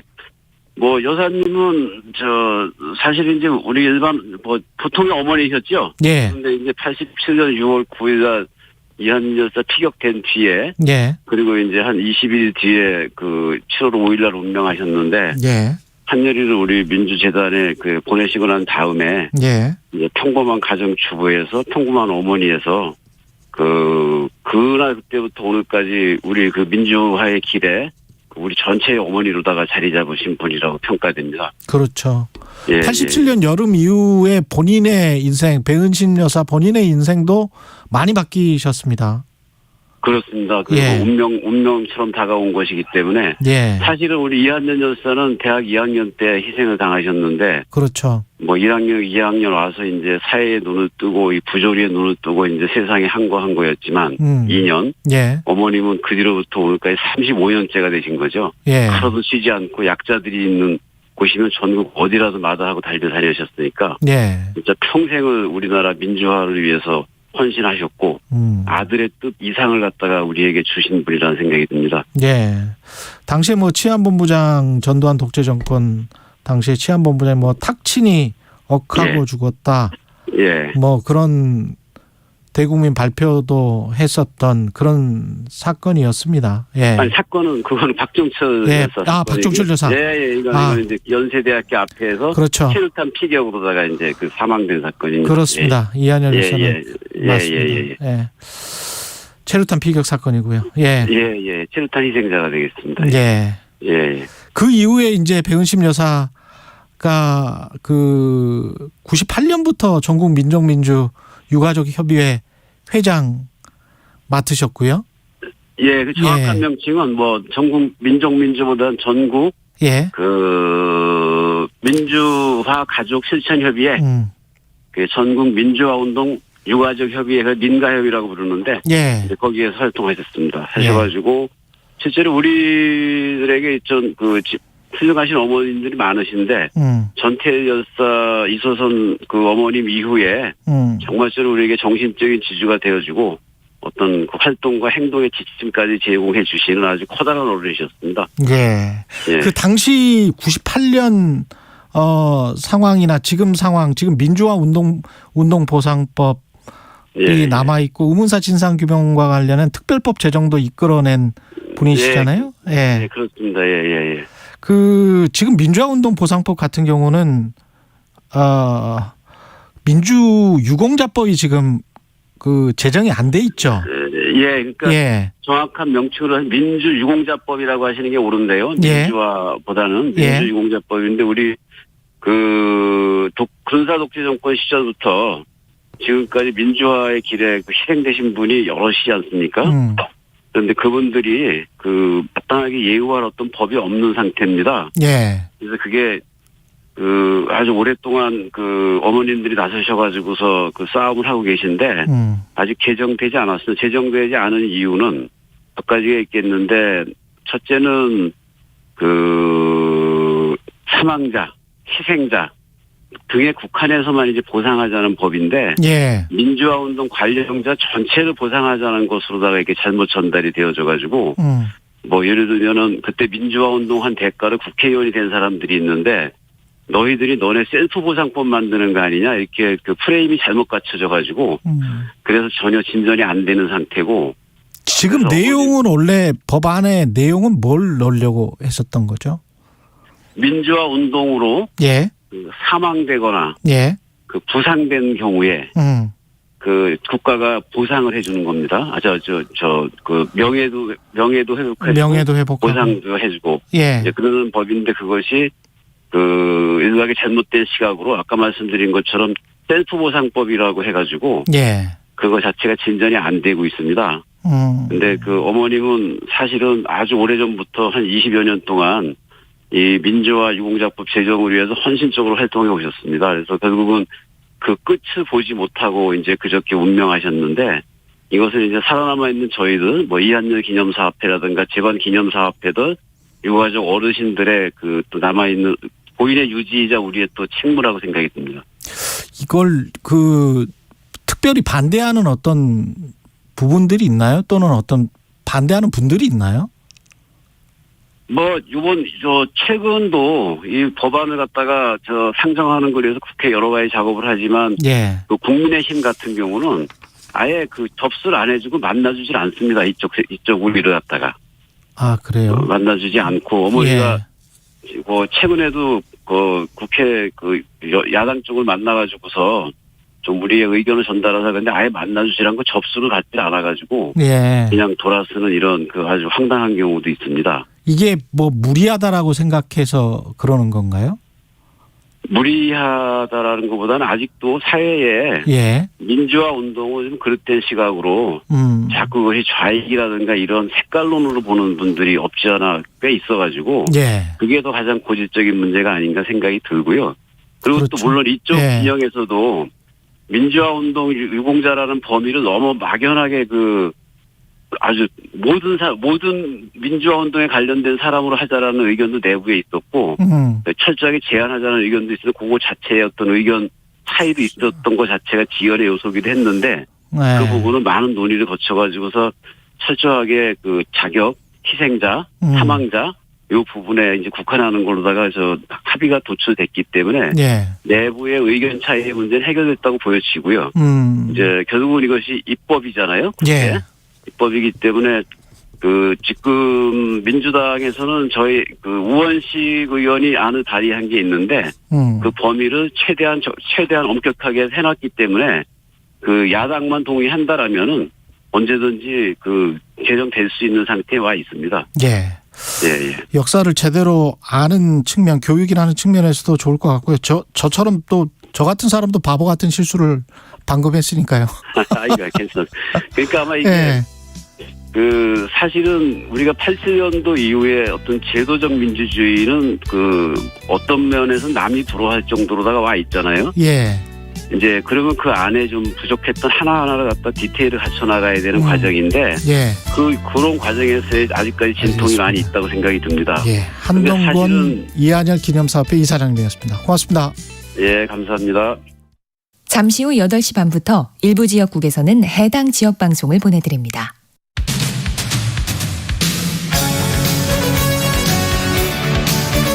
(2022년입니다) 올해도 홍사원의 경제쇼는 진짜 정보만 거침없이 전달하겠습니다. 하나만 한 말은 1도 없습니다. 오후 4시 5분 홍사원의 경제쇼 믿으셔도 좋습니다.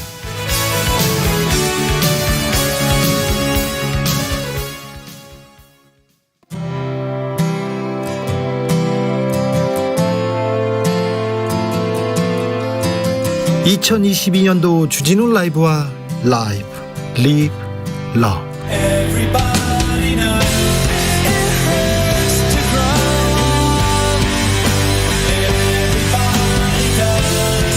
지금 시각은 8시 30분입니다. KBS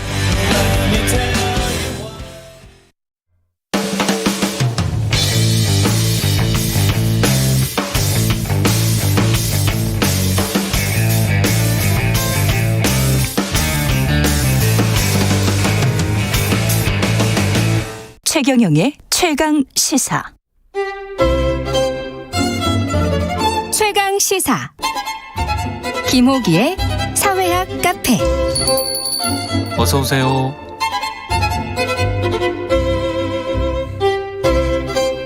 네, 뉴스의 이면에 있는 흐름과 우리 사회의 큰 담론에 대해 이야기해보는 시간, 김호기의 사회학 카페, 연세대학교 사회학과 김호기 교수님 나와 계십니다. 안녕하십니까? 예, 안녕하세요. 오늘의 주제가 이제 선거 전략이네요. 네, 선거 전략입니다. 선거 전략하고 이 정치 공학하고 뭐 이런 거는 관련이 있습니까? 뭐 관련이 있으면서도, 그러니까 선거가 구별이 됩니까? 예, 지난 20세기 후반에 오면 올수록 이른바 과학화되면서 그러니까 주먹구구식이 아니라 그러면서 이제 이런 전략이나 홍보 부분이 매우 중요해져 왔습니다. 강조해졌고 그다음에 전문가들도 많이 들어가 있고요. 네, 그러니까 일반적으로 이제 선거를 결정짓는 것을 우리가 4가지를 흔히 얘기하는데요. 구도, 그다음에 리더십, 인물이죠. 그리고 이제 정책 전략인데요. 특히 구도, 인물, 정책 전략. 근데 이제 지지가 팽팽할 때는 이 전략이 큰 영향을 미치게 됩니다. 지금 현재는 전략이 굉장히 중요한 시점이겠네요. 예, 그렇죠. 왜냐하면 특히 이제 이번 대선의 경우에서는 어느 한 특정 후보에게 기울어져 있다기보다는 지금 팽팽하게 이제 진행되고 있고요.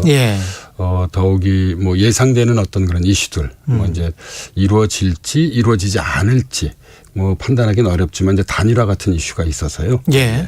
전략이 매우 중요한 그런 시점입니다. 근데 정책이랑 전략이랑 좀 구분하기가 힘든 게 무슨 소확행 정책이기도 하고 소확행 전략이기도 하고 뭐 심쿵 전략, 심쿵 정책이기도 뭐 어떻게 구별해야 되는 거예요? 이거는 정책과 전략이 결합된 형태로 볼 수 있을 것 같습니다. 선거 전략이란 이제 기본적으로 지지를 극대화하는 것인데요. 오늘날 이 유권자 지형이 매우 복잡합니다. 그래서 이제 뭐 이념, 계층, 세대, 지역, 젠더, 직업 등 아주 복합 구조를 이루고 있기 때문에요. 그 이념자 지형이요. 그러니까 이에 대한 맞춤형 전략으로 미니 정책들, 미니 공약들을 현재 내놓고 있다고 볼 수 있습니다. 그런데 장단점들이 있죠. 그러니까 이제 장점은 이제 구체적인 생활 밀착형이라는 점에서 뭐 탈모점 예방 정책에서 볼 수 있듯이 공감이 클 수도 있지만, 그러나 이제 다른 한편으론 나라를 어떤 방향으로 이끌어갈 것인지에 대한 방향은 불분명합니다. 우리나라에서 대선은 나무도 중요하지만 기본적으로 이제 습, 예, 어떤 숲을 이룰 것인가를 결정하는 선거이기 때문에요. 예. 예, 그런 아쉬운 점도 있습니다.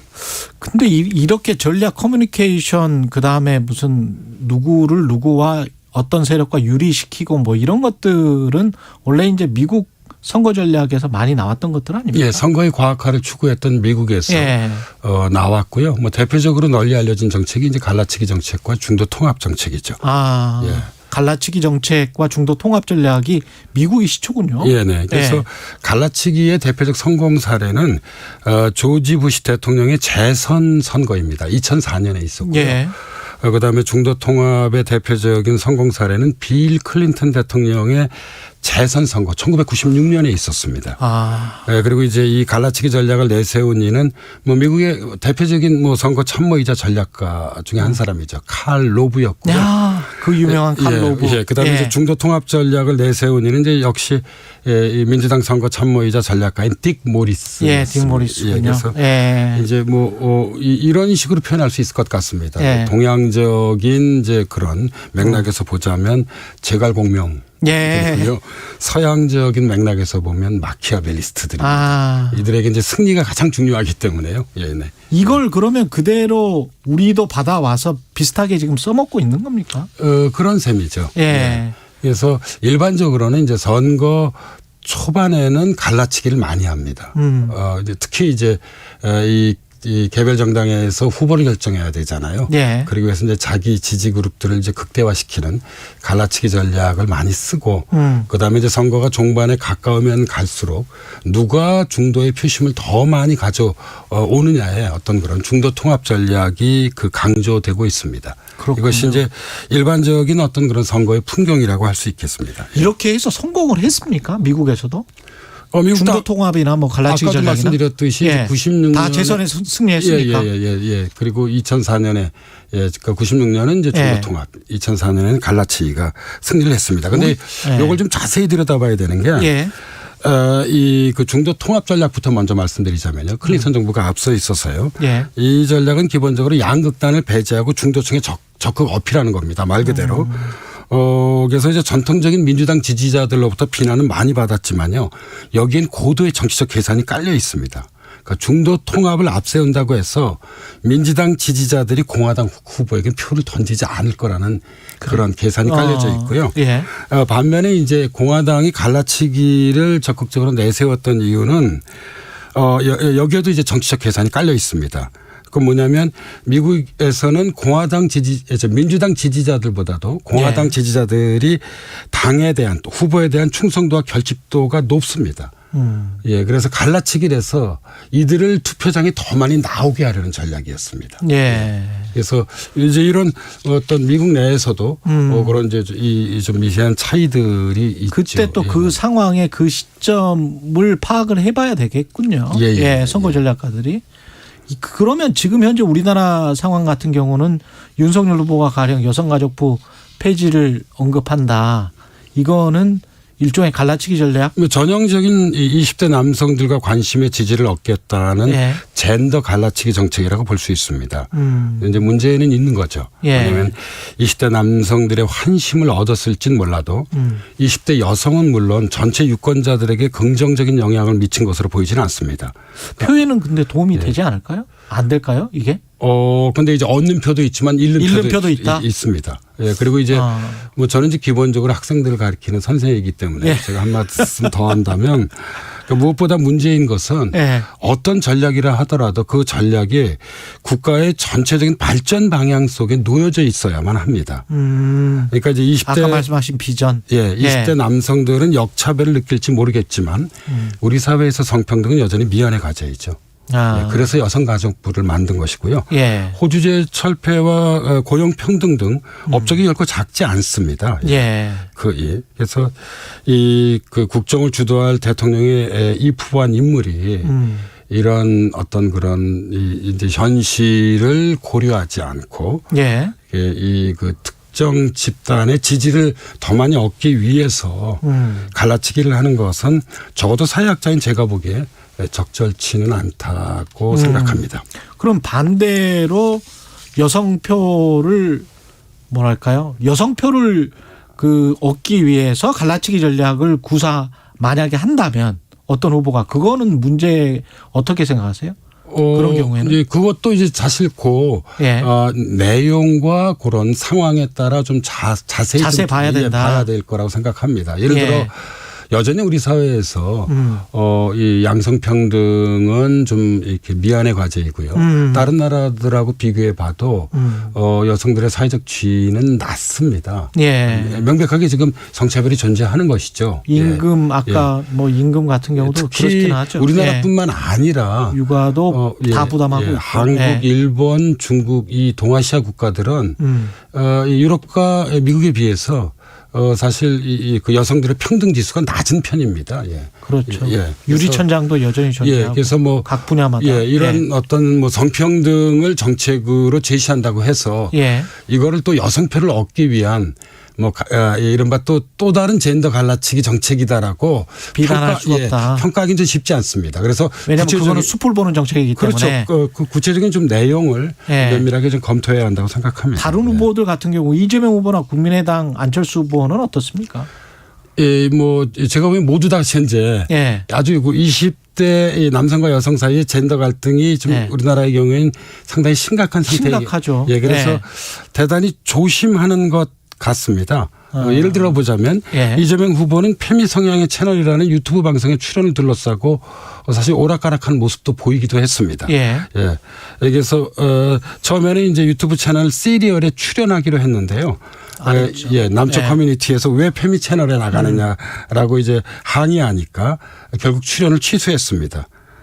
이제 그러자 이제 이번엔 또 여성들이 그 반발을 하니까 다른 유튜브 채널인 그 닷페이스에 출연하게 됐죠. 그래서 어제 이제 이재명 후보가 남녀 간의 차별을 시정해야 한다는 이제 그 발언을 했는데요. 그러니까 어떤 차별 문제로 어떤 프레임을 좀 바꾸어서 이야기함으로써 뭐 기본적으로는 뭐 성평등을 이제 지향하는 어떤 자신의 정치적 견해를 보여주긴 했지만 그러니까 젠더 갈등이 예민한 만큼 여러 가지를 이제 고려하고 있다고 볼 수 있고요. 안철수 후보 같은 경우에서는 총괄선대본부장인 이태기 의원 발언이 안 후보의 생각을 잘 전달하고 있는 것 같습니다. 그래서 남녀가 공통으로 같이 대처해야 할 과제들이 많다. 그러면서 단순히 성별을 갈라쳐서 표를 얻겠다는 것은 잘못된 방향이라고 이제 이태규 이 총괄선대본부장이 얘기했는데요. 안 후보의 생각도 저는 뭐 이럴 거라고 거의 볼 수 있을 것 같습니다. 근데 이게 젠더 갈등이라는 게 사실은 부자인 20대 남녀와 부자인 엄마 아빠를 둔 20대 남녀와 아주 가난한 혼자서 뭔가를 개척해야 되는 20대 남녀는 너무 다른 거 아니에요? 이게 젠더 갈등으로 하나로 이렇게 묶이기가 이게 계층간 갈등이 훨씬 더 근본적인 거 아닙니까? 어떻게 보십니까? 아니요. 그게 복합되어 있습니다. 복합되어 있습니까? 아까도 제가 말씀드렸듯이 그러니까 최근 이제 우리 사회에서 미니 공약들 이런 소확행 공약들이 많이 나는 이유도 그러니까 이 20대든 30대든 40대든 지금 이런 이 남녀 문제, 그러니까 젠더의 문제와 그 다음에 사회적 계층 간의 문제, 그 계급의 문제가 복합되어 있다. 결합되어 있기 때문에 그것을 좀 잘 이렇게 하나하나 섬세하게 풀어서 들여다볼 필요가 있습니다. 이게 그렇군요. 근데 과거 같으면 이 2030 이게 한 10년 동안의 변화라고 해야 될까요? 지난 5년 동안의 변화라고 해야 될까요? 이게 정치 구조가 확 바뀐 것 같은 표심을 집중하는 곳이 어떻게 생각하세요? 그것은 이제 우리 전체 유권자 지형이 그러니까 4050 세대와 세대적으로 접근해 보자면요. 그 다음에 6070 세대 사이에서의 어떤 그런 이념적 성향은 분명합니다. 그런데 이제 2030 세대의 이념적 성향은 그렇게 4050 세대나 6070 세대만큼 확고하지 않기 때문에 실제로 2030 세대가 이른바 이 캐스팅 보터로서의 역할을 좀 하게 되어 있습니다. 그렇죠. 이러다 보니까 아까 제가 말씀드렸던 이제 어떤 중도 통합 전략으로서 2030 세대에 대해서 뭐 여러 후보들이 큰 관심을 보인다고 할 수 있습니다. 지금 상황에서는 뭐 전략을 강조할 수밖에 없을 거로 같은데. 세대적 관점에서 보면 이 세대에서 어떤 후보가 더 많은 지지를 얻느냐는 선거 승리로 가는 이제 지름길이기 때문에 그렇습니다. 근데 아까 말씀하시는 대로 너무 전략만 강조를 하다 보면 숲도 안 보이고 비전도 안 보일 수 있는 거 아닙니까? 그러니까 국민 전체는 저는 이런 뭐 개별 전략보다도 오히려 우리 사회에서 가지고 있는 대선의 의미를 생각할 때는 개별 후보들이 꿈꾸는 나라에 대한 이야기를 듣고 싶어 할 거라고 생각합니다. 어떤 나라를 만들고 싶은 예를 들어 건가? 이재명 후보가 꿈꾸는 나라는 어떤 나라인지, 윤석열 후보가 꿈꾸는 나라는 어떤 나라인지, 안철수 후보가 꿈꾸는 나라는 어떤 나라인지에 대해서 듣고 싶어 하는데 뭐 본인들은 이제까지 뭐 얘기를 많이 해왔다고 할지 몰라도 적어도 국민의 한 사람인 제가 보기에는 확 안 들어오니까. 확 안 잡히는 거죠. 그래서 정말 이 사람들이 꿈꾸는 나라가 어떤 나라인지 좀 그런 전체적인 뭐 비전, 시대 정신 이런 모습들이 저는 전략보다도 더 중요하다고 생각을 좀 하고 있습니다. 지금 뭐 투표까지 2개월도 채 안 남았는데 어떻게 전망이 가능할까요? 남아있는 이슈는 저는 단일화, TV 토론, 그리고 이제 새로운 그 인물 영입, 그리고 예기치 못한 돌발 사건. 이 한 네 가지 정도를 말씀드릴 수 있을 것 같고요. 그리고 이 가운데서 가장 중요한 것은 저는 단일화라고 생각합니다. 그렇군요. 실제로 우리 대선에서 2002년의 경우도 있었고 2012년에도 있었고요. 단일화가 계속 이 선거에서 가장 중요한 쟁점이 된 경험도 있었고 단일화가 실제로 추진되기도 했습니다. 그래서 뭐 전체적 흐름을 말씀드려보자면 단일화하지 않는다면 이제 이재명 후보가 현재로선 유리하죠. 오늘의 시점에서 보면. 그러나 단일화하게 되면 윤석열 후보나 안철수 후보가 유리할 수도 있다고 생각이 듭니다. 그런데 여기 이제 또 다시 또 두 가지 조건이 있습니다. 누구로 단일화되느냐. 과연 단일화가 이루어질지. 그 단일화의 과정. 그다음에 조금 전에 말씀하셨듯이 단일화가 덧셈의 방식으로 이루어질지. 뺄셈의 방식으로 이루어질지도 전 중요하다고 생각합니다. 그래서 분명한 건 제가 보기에는 이제 정치사회학 연구자로서 말씀을 드리자면 저는 선거 직전인 3월 초에도 그 결과의 향방을 우리가 예측하기 어려울 수도 있다고 생각합니다. 그래요? 3월 초까지? 단일화의 결과 또 어떻게 나올지 모른다? 그러니까 단일화 된다 하더라도. 단일화 된다고 하더라도. 저는 뭐 예측하기 어려울 거라고 생각합니다. 제가 1월 2일 날 KBS 1TV 일요진단 시사 라이브에 토론을 하러 나갔습니다. 그때 이제 참여했던 강원택 교수나 박성민 평론가나 윤희용 평론가 역시 모두 다 그런 얘기를 하더라고요. 선거 며칠 전까지 이번 대선은 예측하기 대단히 어려울 거라고 저희 네 사람들이 뭐 의견을 같이 했습니다. 드라마네. 6616님, 김호기 교수님 힐링되는 시간입니다. 늘 건강하십시오. 이런 말씀해 주셨습니다. 오늘 말씀 감사하고요. 연세대학교 사회학과 김호기 교수님이었습니다. 고맙습니다. 감사합니다. KBS 1라디오 최경영의 최강시사 듣고 계신 지금 시각은 8시 46분입니다. 현재 서울시내 북부간선도로 구리 방면으로 하월곡에서 원룸분기점 사이 2차로에서 고장난 차량을 처리하고 있습니다. 부근으로 정체가 심해서 주의하셔야겠고요. 강변북로 구리 방면으로는 행주대교에서 반포대교까지 정체 이어지고 영동대교 북단 부근에서도 사고가 나서 성수에서 영동대교 쪽으로 정체가 되고 있습니다. 고속도로에서는 영동선 강릉 방면 둔대분기점에서 부곡 나들목까지, 또 용인에서 양지터널 부근 6km 정체고요. 경인고속도로 서울 방면은 서인천에서 부평까지, 다시 부천에서 신월나들목까지 어렵습니다. 반대 인천 방면도 역시 인천 요금소부터 밀려서 인천까지 속도 내려가고 있습니다. KBS 교통정보센터에서 김한나였습니다.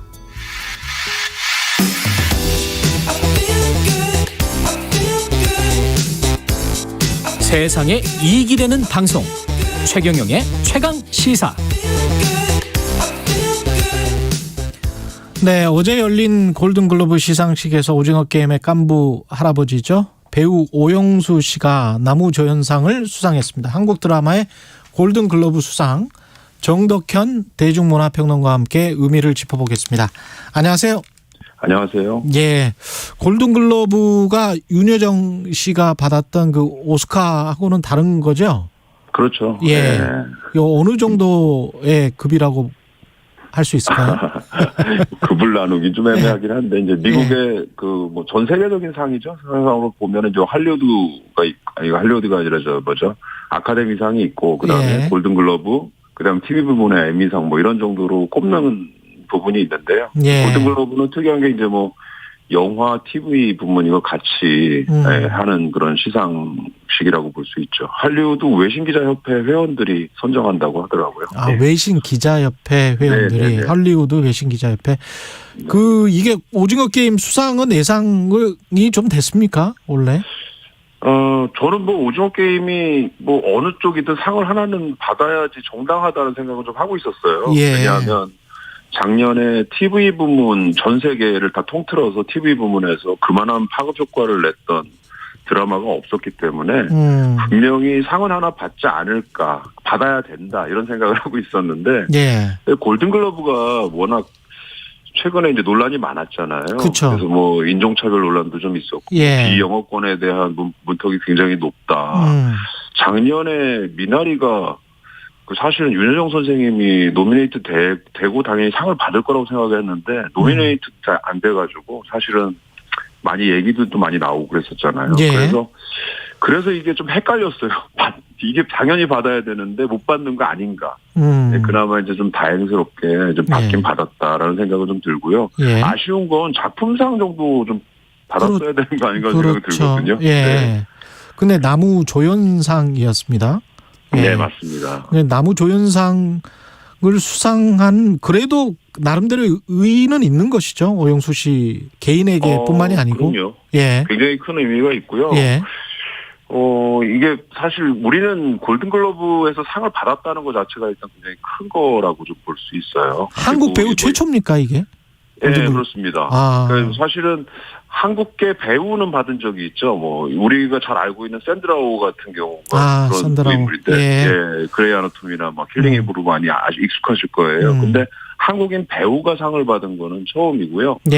뭐 영화는 외국어 영화상으로 기생충 미나리가 받았지만 드라마 부문에서 받은 거는 좀 거의 처음이라고 봐야 되겠죠. 근데 아까 이제 이번 골든글러브도 굉장히 논란이 많았다 이 말씀을 하셨는데 어떤 흑인 영화들이랄지 이런 것들 꼭 노미네이트가 돼야 되는 건데 안 된 것들이 있었는가 보죠? 그러니까 사실은 이게 이 원래부터 예전부터 이제 이 영화 비영어권에 대한 차별이 있었다라는 게 좀 많이 나왔던 얘기들이고요.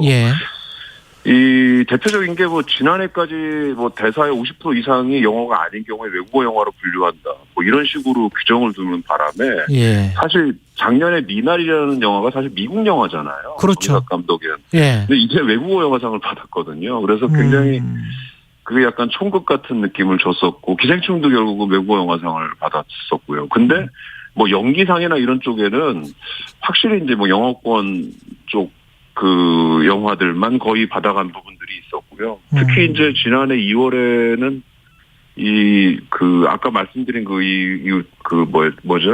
외국 외신기자협회 협회에서 뽑는데 여기에 이제 부패 스캔들이 폭로가 되면서 할리우드가 전체적으로 이제 보이콧 선언 같은 것들도 많이 했고요. 협회 회원 중에 흑인이 한 명도 없다는 사실. 이 사람들 이해가 좀 안 되는 부분들이거든요. 아니 외신기자협회인데 흑인이 한 명도 없어요?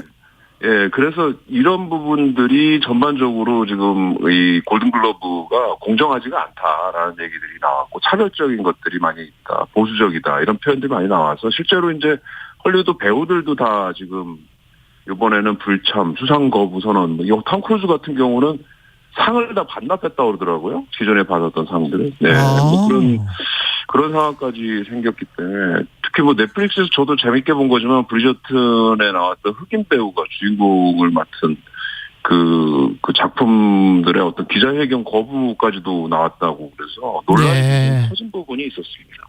그러면 그런 영화들이 배제가 된 게 아니고 골든글러브에 관해서 이제 항의를 하는 그런 사람들이 훨씬 더 많아진 거군요. 그렇죠. 예. 그래서 사실은 골든글러브 측에서도 약간 위기의식을 많이 느꼈을 거예요, 이번에. 예. 이번 시상식은 정말 시상식이라고 보기 어려울 정도로 아무것도 없는 그런 거였거든요. 이게 지금 그래서 생중계도 안 했다며요. 네, 생중계도 안 했고 예. 사실은 이게 생중계를 지금까지 계속 MBC에서 해왔는데 예. 거기서도 거부를 했거든요. 그래서 아예 나오지도 않았고 그래서 이제 하기 전에 시상식 하기 전에 뭐 쇄신안 이런 것도 발표하고 그랬거든요. 골든글러브 쪽에서 여성 비중 높이겠다, 뭐 유색 인종도 뭐 3분의 1 비중으로 뭐 구성을 하겠다, 뭐 이런 식으로 얘기를 했는데 실질적으로 인적 쇄신은 굉장히 중요하긴 하지만 이게 결과로 도출되는 또 시간이 걸리는 문제잖아요. 네. 그래서 골든글러브가 우리한테는 오영수 배우가 탄 거 굉장히 큰 의미고 그다음에 우리 한국 K 콘텐츠가 좀 이번에 알려지는 데 있어서 굉장히 중요한 의미가 있지만 골든글러브는 사실은 좀 변화가 좀 많이 요구되는 그런 부분들이 좀 올해 많이 드러났다고 볼 수 있겠죠. 특히 코로나19 때문에 2020년, 2021년 사람들이 극장, 영화관에 안 가면서 박스오피스랄지 미국 위주의 어떤 흥행시장 이런 게 아니고 넷플릭스처럼 그렇죠. 스트리밍 시장이 발전하면서 이렇게 개인화되고 네네. 니치마켓화되고 그러면서 내가 좋은 영화, 좋은 배우 네네. 이런 것들이 이렇게 다 뭐랄까요? 갈라지는 그런 상황이 된 게 오히려 이 권위를 훼손하는 어떤 구조적인 역할도 한 것 같은데요. 예, 맞습니다. 지금 정확하게 말씀하셨는데 예. 그러니까 글로벌 시대잖아요. 지금 예. 글로벌 시대에 가장 요구되는 게 다양성이거든요. 그래서 뭐 인종적인 부분이나 언어적인 부분이나 이런 것들이 장벽이 되지 않는 시대예요. 근데 골든글러브가 지금까지 이제 수상을 하고 시상하는 과정에서 나왔던 것들은 아주 구태의연한 시대착오적인 어떤 사고 방식으로 해왔기 때문에 거기에 대해서 올해 특히 많은 이런 비판들이 더 많이 쏟아진 부분이 있겠죠. 우리가 3프로 TV의 지상파 방송사들 그 상황이랑 거의 비슷한 현상들이 지금 계속 일어나고 그렇죠. 있네요. 미디어가 거의 혁명기이기 때문에 새로운 뉴미디어가 나오면서 여러 가지 이제 그 안에 담기는 콘텐츠에 대한 평가나 위상도 굉장히 달라지고 있다고 보는 거죠. 네.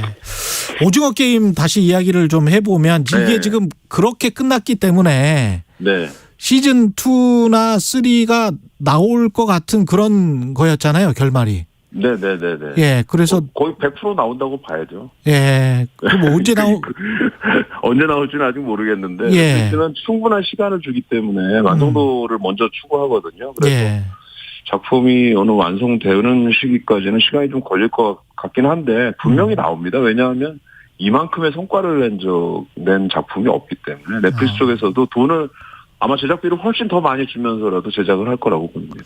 이렇게 계속 뭐 오징어 게임뿐만이 아니고 사실은 지옥도 좋은 평가를 받았었고 시나리오입니까? 왜 이렇게 우리 영화들이 이렇게 각광을 받나요? 우리나라에서 물론 아이디어도 뭐 뛰어난 부분이 있지만 제작을 잘하는 것 같아요. 그러니까 영상 연출이나 이런 데 있어서 아주 충분히 준비되어 있는 제작진을 우리가 갖고 있는 것 같거든요. 장르물 특히 잘 만들고 있는 것 같고요. 그다음에 굉장히 유니크한 지점들이 있습니다. 한국 콘텐츠가. 굉장히 그래요? 글로벌하게 다 이렇게 통용될 만한 그런 장르물을 만드는데 그 안에 우리 색깔을 정말 잘 집어넣는 것 같아요. 근데 그게 다 통한다. 그러니까 아까 말씀드린 골든글러브처럼 다양성이라는 건 로컬성이 살아야 되는 거죠. 그렇죠. 로컬 지역. 근데 그런 것들을 우리가 아주 대변해서 잘 만들고 있다라는 거죠. 알겠습니다. 말씀 감사드리고요. 지금까지 정덕현 대중문화평론가였습니다. 고맙습니다. 감사합니다. 1월 11일 화요일 KBS 1라디오 최경영의 최강시사였습니다. 고맙습니다.